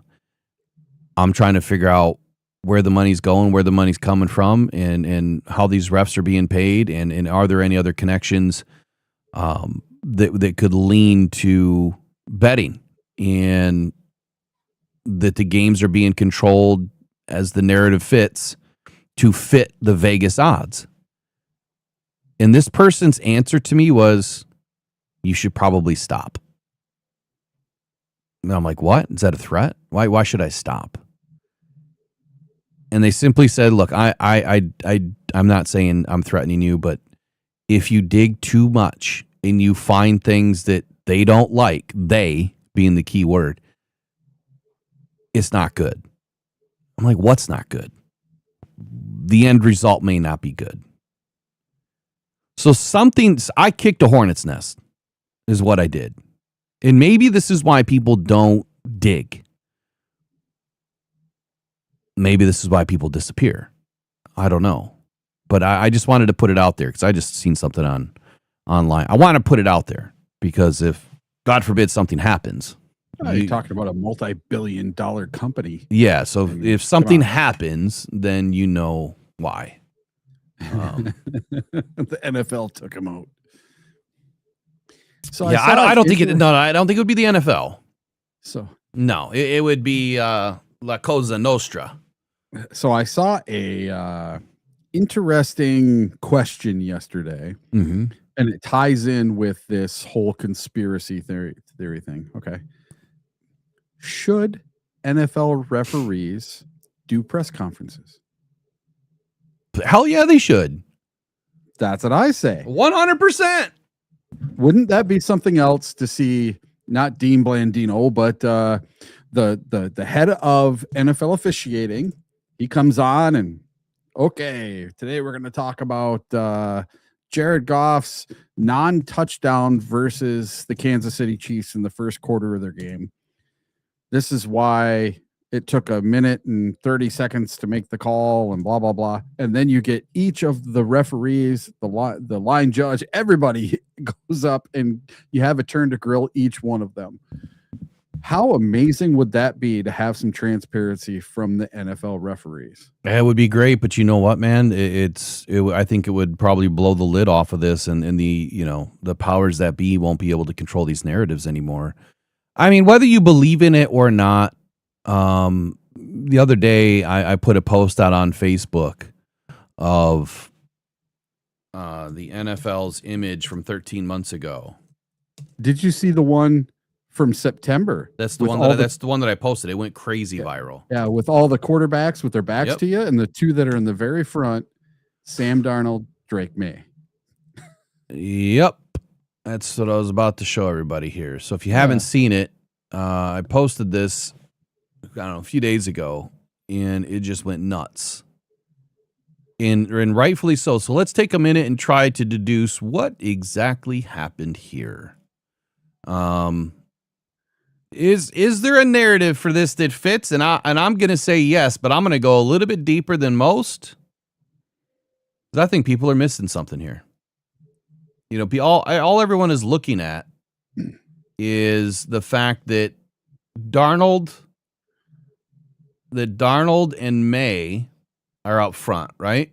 Yep. That's what everyone sees. Now, I don't know if I can zoom in. Let me try to zoom in. Oh, it's going to move. All right, so number 10 right here. Oh, you can't see my cursor. That's May. So to the left of your screen in the where I'm showing the image, that is May looking at the Lombardi, right? To the left of him, is Sam Darnold, right? Here's the most interesting part to this. Yeah. Do you see who's number 2 right there, right next to Tagovailoa? Yeah, right in front of him. Who's that? Bo Nix? No. I can't tell. The picture's too small. It's Pat Surtain. Explain this to me. An image that has primarily every quarterback listed. Yeah. Why is it that the teams that had quarterback issues are representing a different player?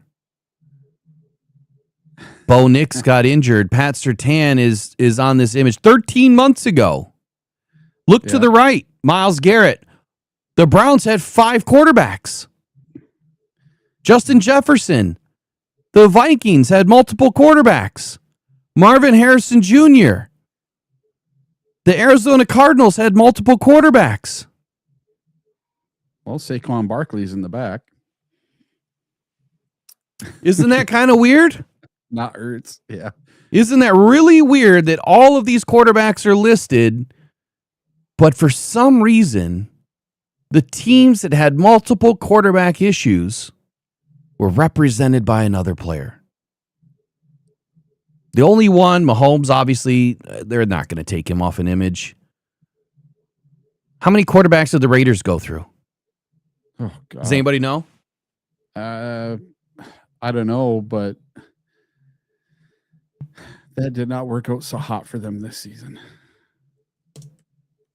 Geno Smith was not the answer that everybody thought he was going to be.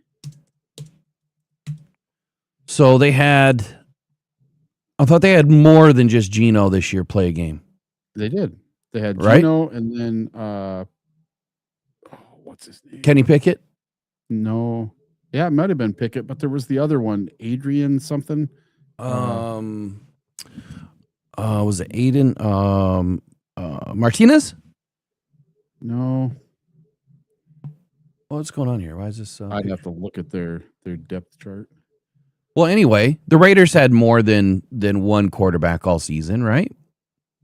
Well, in this image, I know this looks like crap, but there's Crosby. He's represented. Did Barkley or did Jalen Hurts miss a game this year? I don't know. And I guess if you look towards the back, I mean, you're looking at teams that were either exited early. Aiden O'Connell's the one I was thinking. Aiden O'Connell, okay. Yeah, either exited early or, they had other issues. But I just found it kind of weird that Pat Surtain was represented and not Bo Nix. That Harrison Jr. was represented and not Kyler Murray. That Taylor was represented for the Colts. Who's that up front? Is that Neighbors? Neighbors is represented, and the Giants had multiple quarterback issues. I don't know. There could be something to it. Robinson was represented, and the Falcons had multiple quarterbacks. But at the end of the day, I mean, you have other people saying, well, look, Baker Mayfield's way up there. Why? Well, he looks like he's, up there. He should have won the Super Bowl if this image is correct. But if you actually look at the image, he's behind Neighbors. Neighbors is behind May. May is actually in front of Darnold. If you just look at how it's designed. So very interesting. Of course, I went sideways with it and I started looking at it like there's something deeper here. And I know a lot of fans, they were like, well, wait a second. That logo had a lot of blue in it. It was supposed to be the Detroit Lions and, because it was like blue and pink, right? It's blue on the bottom, pinkish on the top. The logo for this year. Yeah. Right? So I don't know, man. I think that, this doesn't settle well. You want to talk about having a new thing for the channel? We should have the tinfoil hat hour. Yeah, we can do that. We can make it a special thing. Well, look, hold on. Let me go back to this. Look at this one more time. So just walk with me here for a second. Whoops. Oh shit, Eric, did I just delete you? They got Purdy on there, and Purdy was injured half the year. Eric, where did you go? I don't know. I went to the ether. Hold the phone here. I think I just deleted you. I just deleted you out of the scene. I don't know how I did that. All right, we'll come back to Eric in a minute. All right, so look at Barkley. Look at how he's looking down. Doesn't that look like he's upset? Like things didn't go well? Yeah, everybody else is looking up at the trophy. Exactly. Everyone else is looking up. He's looking down. I really blew this. I'm gonna have to do a video on this because I think it'll get some traction. Well, I just screwed up our Twitter. I don't know what I did with you. I don't know why you disappeared. Because I wanted to. Whatever. All right, what's next, man? We're dragging ass right now. What's next? All right, let's look. Let's see what we got on the lineup. We got a ton of stuff on there. Let's get into the Hall of Fame issues a statement on Belichick. Yeah. If you haven't figured it out by now, this offseason, at least on some of these days, is heavier NFL news, lighter Lions news. Once free agency, once we get closer to free agency, like next week, I'll start to ramp up a little bit more. But once that Super Bowl's done, the switch is going to flip. And that's where we're going to be mostly free agency. And then obviously we'll do some draft stuff with it.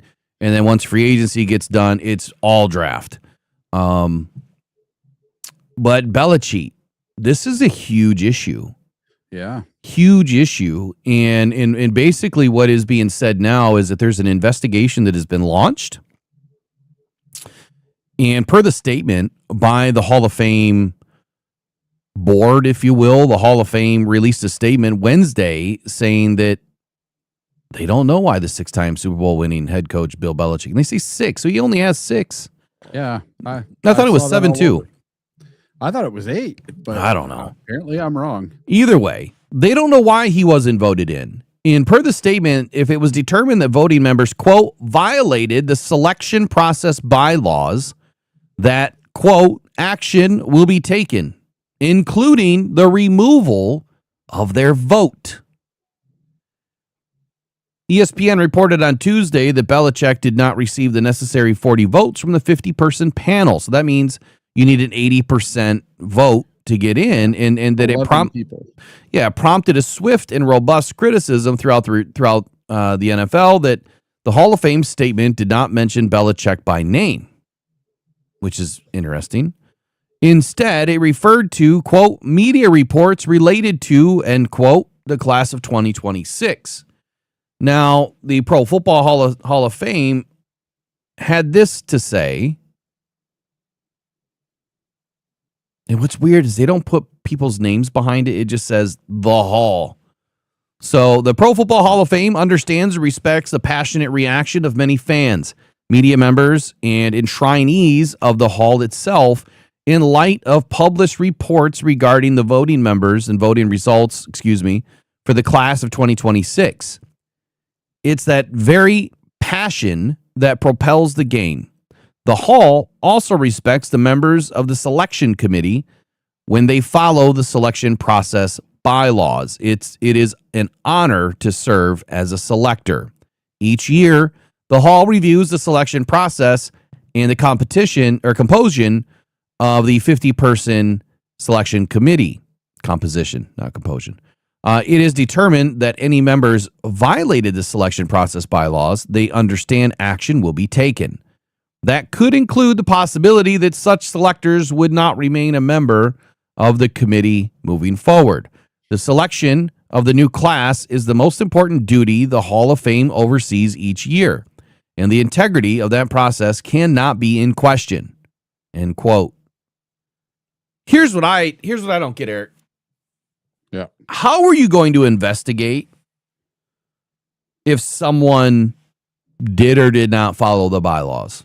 Well, an independent person would have to look at those 11 votes, the 11 people that did not vote for Belichick, and they would have to interview each of those 11 people and find out why they did not vote for Belichick.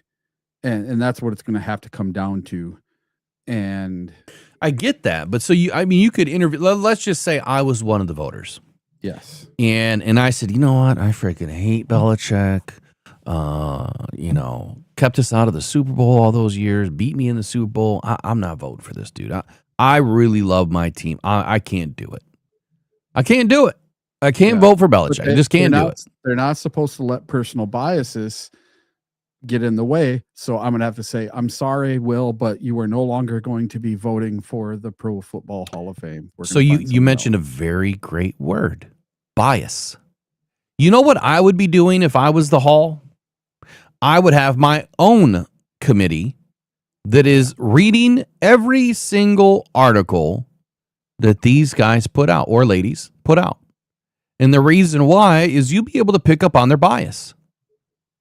Clearly, this is what media is supposed to be. Forgive my ignorance. When I grew up, media was way different. Way different. Now, it's always been the same from the standpoint that when you turned on channel 3, 4, 5, 8, 13, it didn't matter. At the 5 or 6 o'clock hour, you were going to get the same crap from every channel at some point throughout their process of that news hour. And by the end of the night, everybody has all said the same thing. Is that a coincidence? No. If you go and look, you can YouTube this today when you're all done here. Go and YouTube NFL or just YouTube media saying the same exact thing. You should be able to pull up plenty by putting in that phrase. And you will see from channel to channel to channel across the country, they're all saying the same thing. Matter of fact, even across the world in different languages, they're all saying the same thing. They're running the same content, the same ideas, the same narrative. And then you can look and see, is it just CBS? Is it just NBC? Is it CNN? Is it MSNBC? Is it Fox? It's all of them. Somebody is pushing the narrative. Who is it? But that's what media always used to be, was that part of it, which you didn't know at the time was a problem until later when you grow up and realize that's not right. Why is everyone saying the same thing? It's one thing to talk about the same story. It's a different thing when you say the exact same phrase on every channel around the country. That's just weird. I think it's bigger than that, but I won't get into that. The other thing is if, media, aside from that, but sports media in general, it's supposed to be unbiased. No bias. You're supposed to just write what is there. The story, you talk about it, you find facts, you do your fact-finding mission, and you create a story that doesn't drive a narrative. It's just informing people of what's going on. Today, because of social media, I believe, now you have a mix of opinion inside media, an opinion inside what is supposed to be informational. I am also guilty.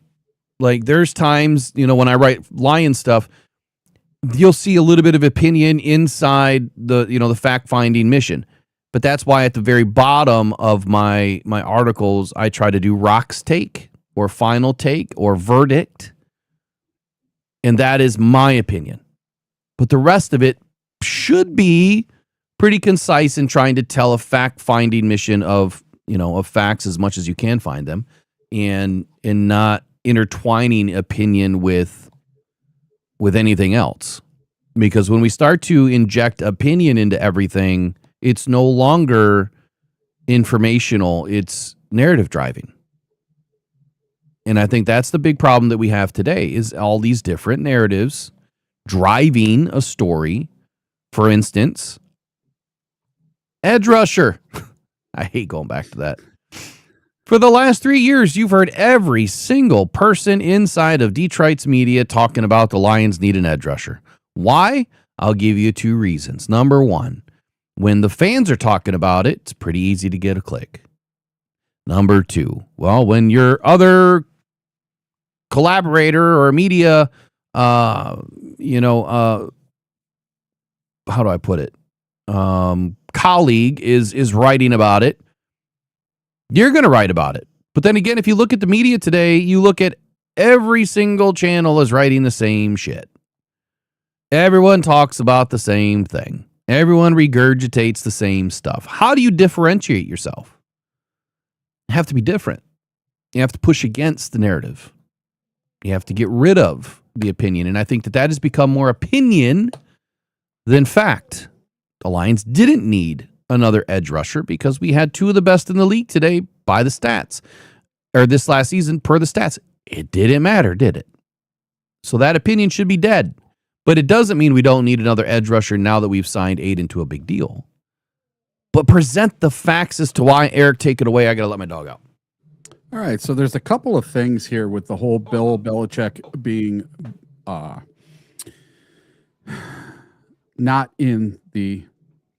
voted in. Okay. And number 1, you have players like Troy Aikman, Tom Brady, and numerous others all across the NFL saying what an absolute travesty this is that Bill Belichick did not get voted in on his first ballot. Well, only one coach can go in each year, and this may open the door for a coach like Mike Shanahan to get in this year. And also, in a surprising move, someone did make it through related to the Patriots, and that is owner Robert Kraft.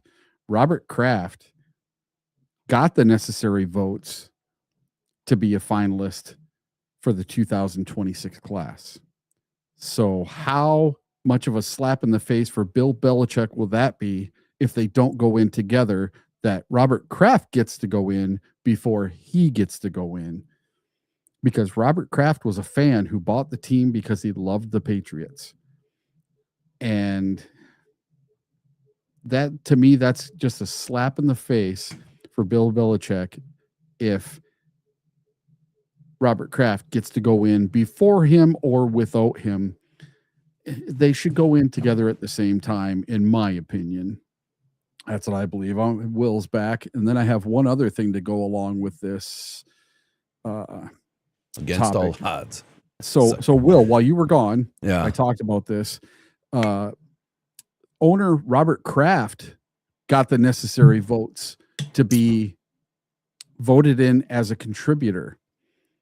So how crazy is that? What the hell does that Robert mean? Kraft is going to make it into the Hall of Fame before Bill Belichick. What does that mean though? What is a contributor? An owner. That's what they call it when he enters the Hall of Fame as not a player but as a contributor. Yeah, okay, I didn't know what that was. Yeah, just like Jerry made it last year or the year before, and a couple of the owners have. Gotcha. And I think they can only do one of those every 3 years. And only one coach can go per year. So like Mike Shanahan also gets a chance now since Bill Belichick didn't get in. And then there was one other, I thought, surprising person who's been waiting a while, and he comes up every year for the Hall of Fame. And once again, the Pro Football Hall of Fame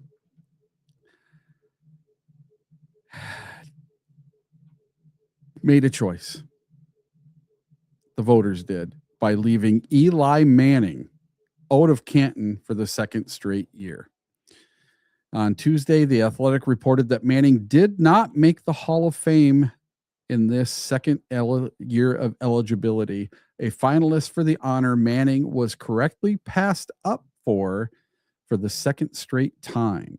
Now, Manning, we looked at this last year. He had all sorts of stats, all sorts of wins, and he won 2 Super Bowls. Do you think that's enough for him to get into the Hall of Fame, or did his teams carry him, his defenses carry him?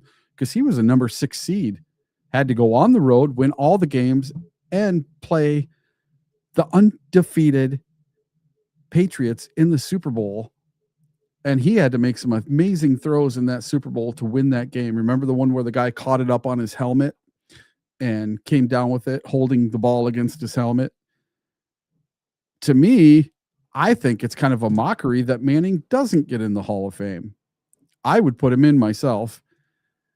What do you think, Will? Do you think that Eli Manning and Robert Kraft deserve to go into the Hall of Fame? Kraft, absolutely. Absolutely, he deserves for what his franchise has done over the many decades that he's owned that team, or however long it's been. He absolutely deserves it, because there's not many or any that have had the success that he's had. Eli Manning, I think it's a travesty that he's not in. Honestly, I get it.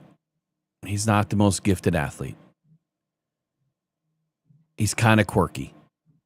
But that has nothing to do with the fact that he brought his team to the Super Bowl and won twice. Look at how difficult it is to get there and then to win. Matter of fact, wasn't he, I don't know if you said this already, but wasn't he the MVP of the Super Bowl twice? I don't remember on that part of it, but we went through this last year when he didn't make it. Yeah. And he had just amazing stats. I could see how he wasn't a first ballot Hall of Famer. I could too. But I mean, come on. The guy deserves to be in. He does. He absolutely does. So look what he's done, him and his brother. Look what they have done in media now. They have the Manning cast. He's done, what's that? Eli came up with this Chad Powers series on Amazon. If you haven't watched it, watch it. It's pretty good. It's kind of funny. What's it called? Chad Powers? Chad Powers. Yeah. Can't find my notebook, man. I got these loose Oh, pieces dude, of paper. If you haven't watched it, watch it, and then come back and talk to me. Maybe we'll do a Chad Powers segment. It's kind of ridiculous, But that's what makes his dry humor funny. So when you look at Eli Manning and why he belongs in the Hall of Fame, 2-time Super Bowl champion, 2-time Super Bowl MVP. So I did have that right. Jesus, how can you not? Walter Payton Man of the Year, 4 times Pro Bowl, 2008, 11, 12, and 15. SN Athlete of the Year, Bart Starr Award, PFWA Good Guy Award, New York Giants Ring of Honor, New York Giants number 10 retired, 8th greatest New York Giant of all time, Maxwell Award, Johnny Unitas Golden Arm Award, NCAA Today's Top 8 Award, second team All-American, SEC Offensive Player of the Year, first team All-SEC. I won't even go through the college stuff, but he did win, he did enter the Cotton Bowl Hall of Fame. NFL records, longest touchdown pass ever, 99 yards, and it is tied today. It can't be any longer than that. So Superintendent Chalmers says he'll probably get in, but he's extremely polarizing. What do you mean by polarizing? Eli Manning's nothing but funny. Eli Manning had the most passing yards in a single postseason, still owns it. Yeah. 1,219 yards, set back in 2011. Most completions and attempts in a single postseason game, or single postseason, 106 completions, 163 attempts. That means they had no run game. I don't know if they did or not. I don't remember back in 2011 what they did. I don't even remember who the running back on their squad back then was. But 106. You want to know a fun fact? That's only 65% completion rate. The year that the Giants beat the Patriots in the Super Bowl, the Lions beat them. The Lions beat the Giants that year. The year that they went and won the Super Bowl. Yeah. Yeah. Yeah. It seemed like every year we beat whatever team went on to win the Super Bowl. We did it with the Rams. We did it with the Giants. And that was like the only claim to fame that I could kind of hold on to as a Lions fan for a lot of years. We were very desperate as Lions fans for a long time, and people just don't remember that. Eli Manning is currently 11th on the passing yards leader list. Jesus. 11th. He had 57,023 yards passing, 84.1 passer rating overall. But get this. I mean, if you were going to take one thing that you could point your finger to that he hasn't done well, was his completion percentage. That's it. It was 60.3. Wow. That's the only thing that you could point to, and that's over the life of his career. 8,119 passing attempts and 4,895 passing completions. Eli Manning absolutely deserves to be in the Hall of Fame. You got my vote, dude, but I don't have a vote. Yeah. So I can't help you there.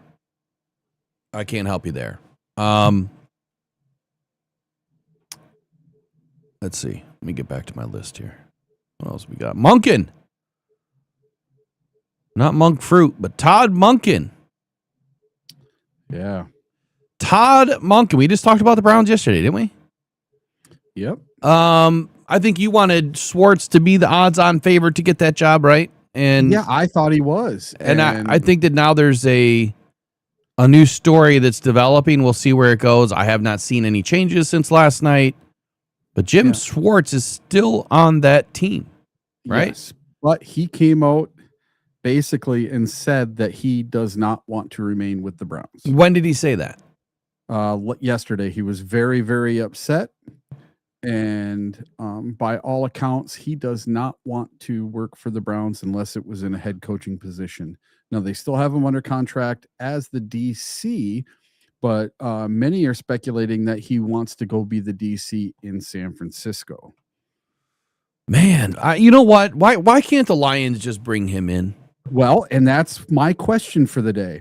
Should the Detroit Lions replace Calvin Shepard with Jim Schwartz? A No. very stupid question. No, that was the question on Facebook and social media first thing last night. And then I actually saw an article where they're talking about should Dan Campbell replace Shepard with Schwartz. It actually got picked up and somebody went with it. All right, I'll pose it as a poll, but I'm going to go one step deeper. Question is, should the Lions replace Shepard with Schwartz? My question is this. Should the Lions add Schwartz to the room just like they did with two OCs? You put him in a high-ranking defensive assistant role where he is going to work as a collaborator, mentor to Calvin Shepard.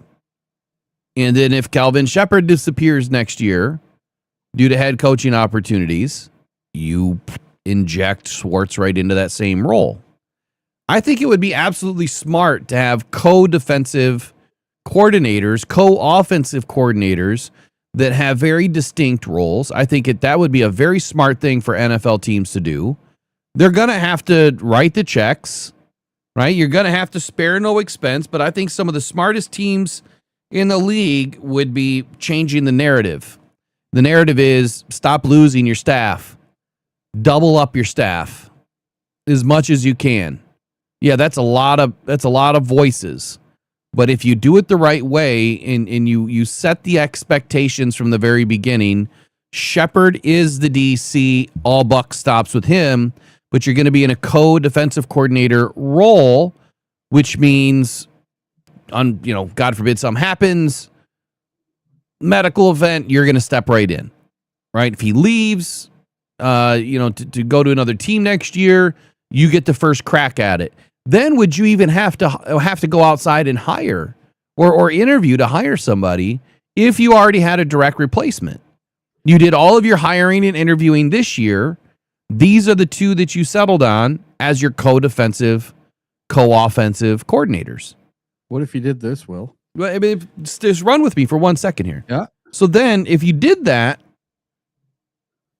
I think Calvin Shepard would have an opportunity to grow even further and give him more voices around him that can be a voice of reason. I think that Schwartz obviously is a wealth of knowledge. I know it would be awkward to come back, but I think that Jim Schwartz is a very well-respected defensive coordinator, defensive mind. I would like to, I'm going to write an article today on this. All right, but go ahead. Yeah.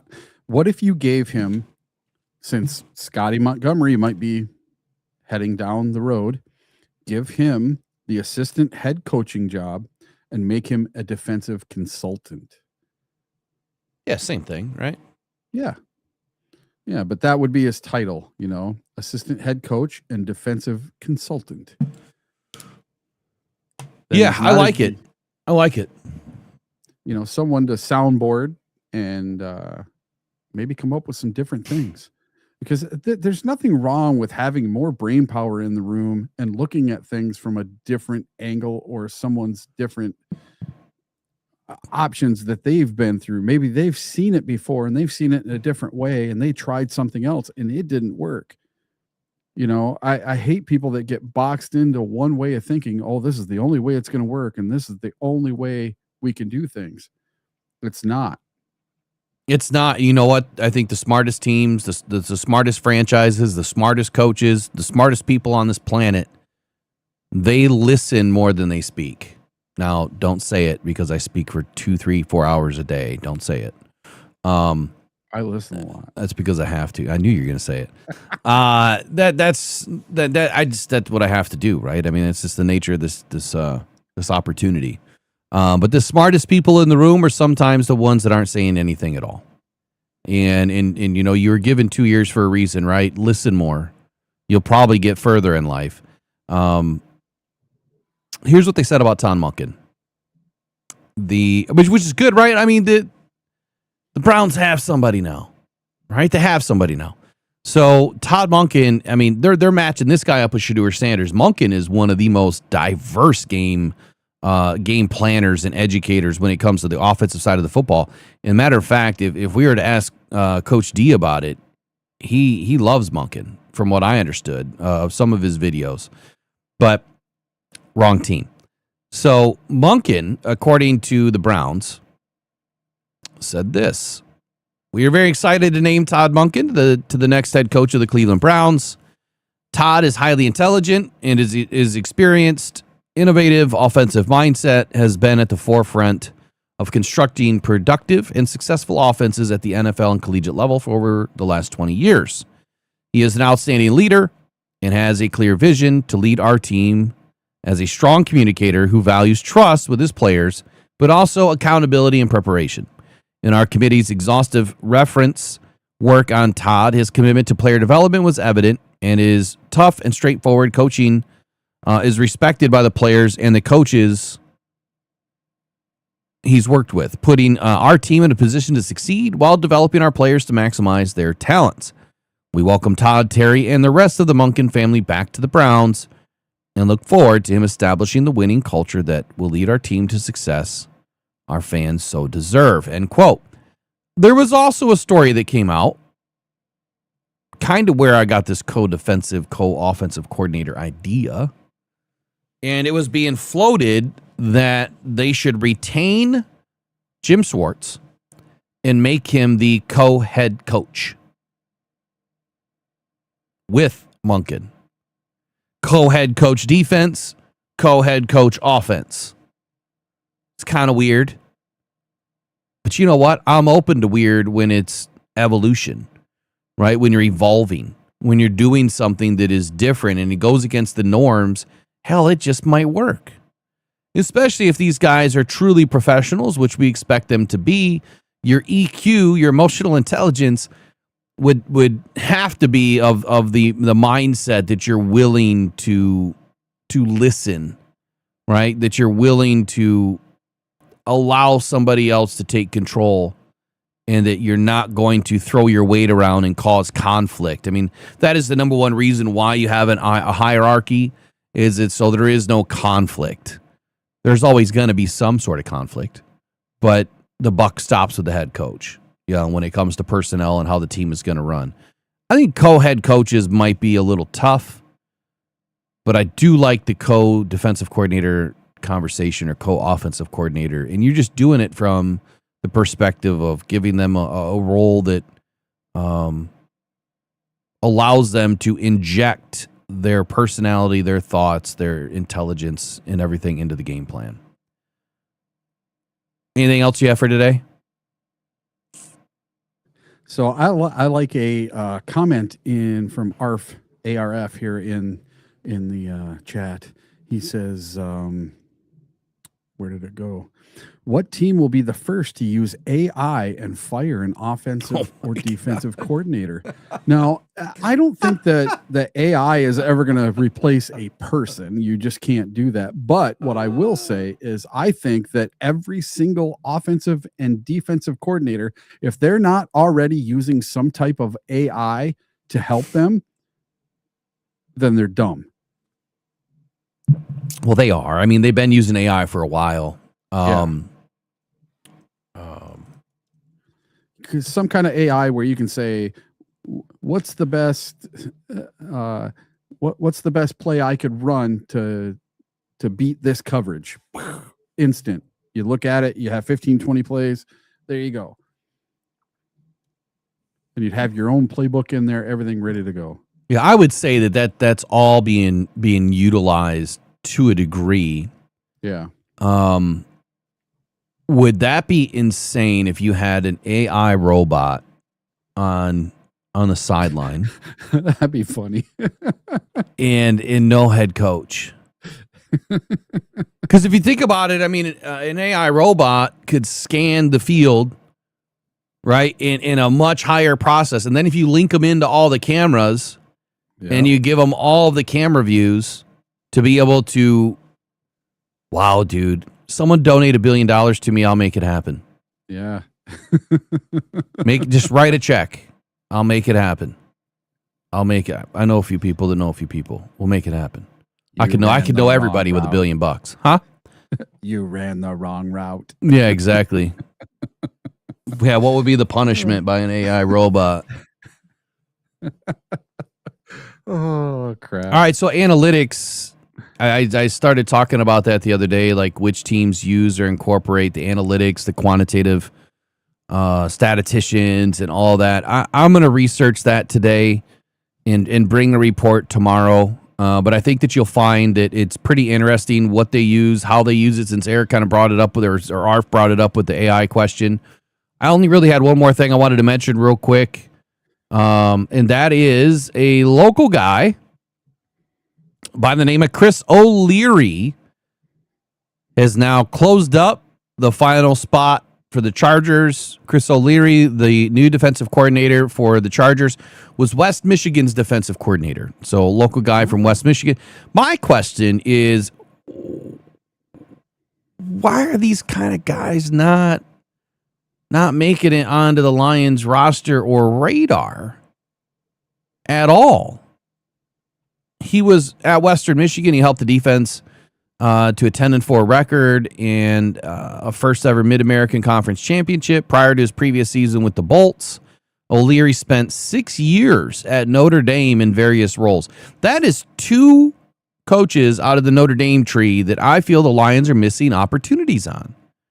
O'Leary should absolutely have been on the Lions squad over the last couple of seasons. And Mickens should be on the squad right now in that DB room. If I could just ask Sheila to do one thing, is continue to open up that purse, man. We need more coaches, high-level coaches. Just get them on the field, right? Get them on the practice field with these guys, because the more minds you have, the more brain trust you can build, I think the better and better it gets. If you look what the Lions did from 21 to 23 and look at the coaches that we had, I think there's your answer. Yeah, the players were great in 23, but look at the coaches we had. And I think that's exactly what Dan Campbell means by we want to go back to what we were doing in 22 and 23 from a training camp perspective, from a scheme perspective, from a player personnel perspective. He wants to get back to the foundation of this unit. Final 30 to you. What do you got?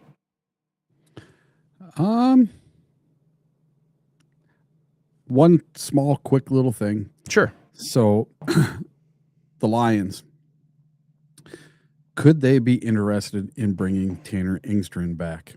Well, they could be, but there might be some competition, because I read a little article last night that Tanner's old buddy, Ben Johnson, may just be willing to make space for him on his coaching staff by giving him a new position that does not yet currently exist on his coaching staff, where the Lions have an open spot at tight ends coach, which he has previously been our tight ends coach and did a pretty darn good job. So the Lions may have a little bit of competition, according to this writer, that the Bears may try to snag him away from the Detroit Lions before we have a shot at him. Who's the team that might? That interesting. The Bears. Oh, the Bears might try to snag him. Who said that? Johnson. It was this little article I read yesterday.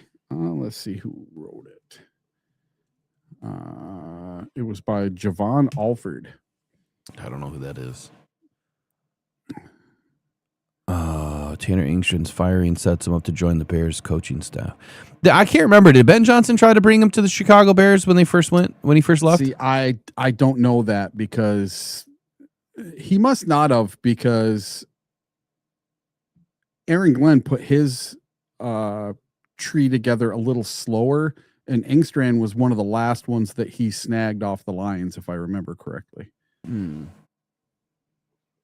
Because know what I think originally the Bears, Ben Johnson knew that he was going to be play calling, and then he would have an offensive coordinator, but he's still going to be calling plays. So maybe Engstrand thought it would be better for him to go to the Jets, where he could actually call plays and be the offensive coordinator. Because a lot of these guys, they don't want to give up the play calling duty part of it. Yeah, I get it. You know, I got a question. Sorry. I got one question here for everybody. Let me kill this poll real quick. What was the question? It was, should the Lions replace Shepard or Sports? I can't believe 35% said yes. Only 17 votes, though. Wow. No votes. Is there even anybody in the damn show? Well, listen, my first text that I woke up to today, oh, crap, undo that, was from my buddy Bob. And the first thing, what did he send me? Do I need to ask what you had to quickly delete? No. I accidentally deleted my text from him and I was putting it back. He wrote, make sure that volume's turned down. Just kidding. I thought Schwartz was the new head coach for the Browns. And then he wrote, bring him back. And I put, nah, we are good. Because he likes to say that all the time, the "we are good" line. So I gave it back to him. So if you're listening today, Bob, that was for you. All right, now we're getting a few more votes, but 32% said yes, 68% no. I'm going to kill it. And I think I just forgot my. Oh no, I didn't forget my question. So, what is this with every time a former Lions player or former Lions coach, something happens with them? They could be removed for years. Why is it that the local media continually has to bring them up to the surface? You know what I mean? And look, I'm not saying there's anything really wrong with it outside of, like, okay, like if we had a coach that departed last year, and which he did, and something was going on with him, like, okay, you went to one team, you became an offensive coordinator, and now you're now you're a head coach. Okay, there's probably something to talk about there. But like players that were not on this team 2, 3, 4, or 5 years ago, maybe weren't even part of Dan Campbell's era or whatever, but it seems like they're always just throwing them back into the fold, like back out into the ether, propping them back up to the surface. I can't imagine that there's not anything else to talk about. I don't know. It's just a thought. I'm not saying anything negative about it. Just kind of weird. I don't know. They keep coming up. Like Joe Lombardi got fired. He was an offensive coordinator for the Lions. You have did we talk about Lombardi yesterday? Yeah, and then you have Brian Duker. He got signed as the defensive coordinator for the Jets, and he's a former DB coach for the Detroit Lions. And then you had today Jim Bob Cooter. Yes, that Jim Bob Cooter has a second interview for the Philadelphia Eagles offensive coordinator position. So there's all sorts of former Detroit Lions assistants and coaches. This coaching tree, whether it's Dan Campbell's or Patricia's or Jim Caldwell's or whoever's, they're getting looked into. They're getting a lot of looks now where you never saw any of our former assistants or coordinators get looks anywhere. Yeah, a lot's changed in Detroit. I mean, Dan Campbell's brought the energy, man, but he's brought and built a good tree. I lied again. I got one final thing.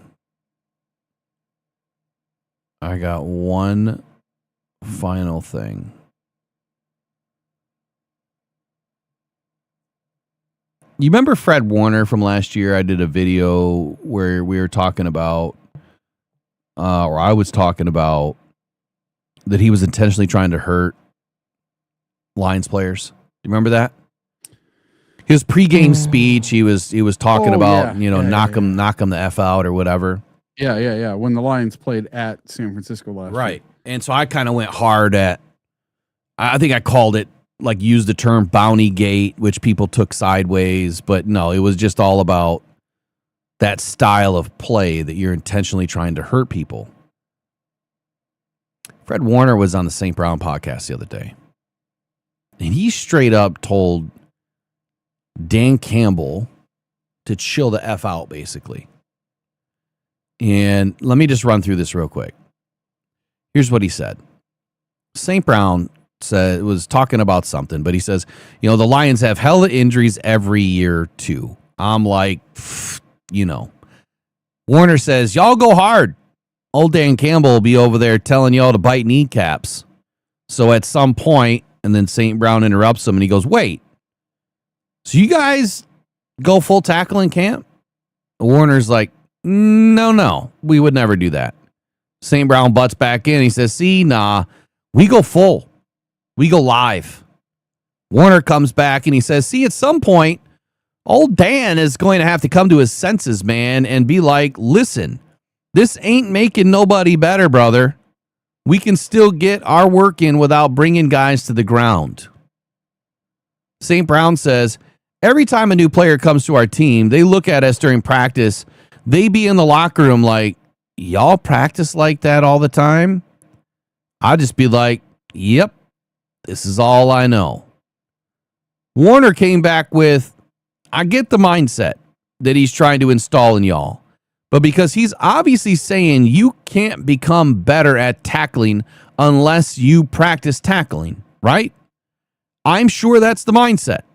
But tackling is about getting all the way there, wrapping the guy, thudding the guy, wrapping him, and then you just don't gotta go do the extra, bring them to the ground, right? Half the time, guys are just in desperation trying to get somebody on the ground, where you're putting yourself and the person that you are tackling at risk, right? That's improper tackling technique.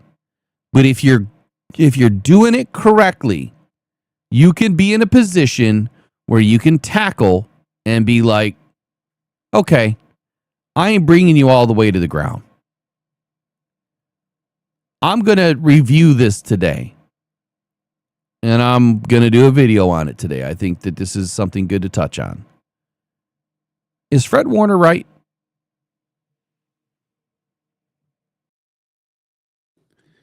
Do the 49ers need to move their practice facility away from an electronic substation? That's my retort to that. What? What the hell does that mean? What am I missing? Watch that? You haven't seen that? Oh God, I'll bring it up tomorrow. They're at the Super Bowl. They're not even using the 49ers practice facility because it's right next to an electronic big electric substation, and they're thinking that's something that's causing muscle problems, and that's why they're having so many soft tissue issues, because they play on grass, so it's not the grass. And so many players keep getting hurt for San Fran that they're thinking it's their practice facility, and they're talking about moving their practice facility. And neither of the Super Bowl teams are using their practice facility. Insert tinfoil hat. See, it's out there. Insert tinfoil hat or foot and mouth. So to answer the question, though, do you think that Fred Warner's right here that Dan is going too hard? Because we've talked about this, and I've been saying it. Look, I want you to do something in preseason. Get your licks in there. Yeah. During practice, do you need to be going to the ground? I think it may be a bit too much too often during the season. I would say because you got to get 2.5 seasons. We have been so injured at the end of the season. You have to put a stop to so many injuries throughout the season. Well, I guess I would agree only if the injury was happening during that tackle, during that drill, during that practice. That's where I would say the problem would be. And some of them have. Very few. The majority of our injuries have happened in game. Yes. Yeah. And you can't do anything about an ACL or, an Achilles or something that snaps while you're not even making contact. So I'm just going to do a video. I'm going to shut up. I'm going to do a video on it because there you go. I agree and disagree. And I got to vet this one out a little bit in my own mind before I comment. But tell me in the comments right now after we hang up. Please leave us some comments after we hang up. The chat's great. Need to see your comments in the comment section. You can actually go there during the show too and put comments in while we're live. That really helps us with the algorithm and ads. So the more comments we get, maybe we'll change the process. If we get comments before we even go live, I think you can leave comments. I'll test it. That would be great. So before we go live, go into the comment section, load that thing up with comments, go back and forth in there. And then when we go live, then use the chat. That'll really help out the channel to get out there to everybody.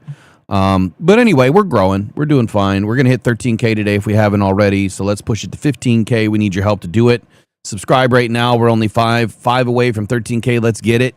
And we'll see you later on. See you tomorrow morning. Eric, have a wonderful day. Stay warm. Y'all stay great. Go One Pride. Go Detroit Lions. We'll see you guys in the next one. Adios. Pressured by Hutchinson. He goes down again.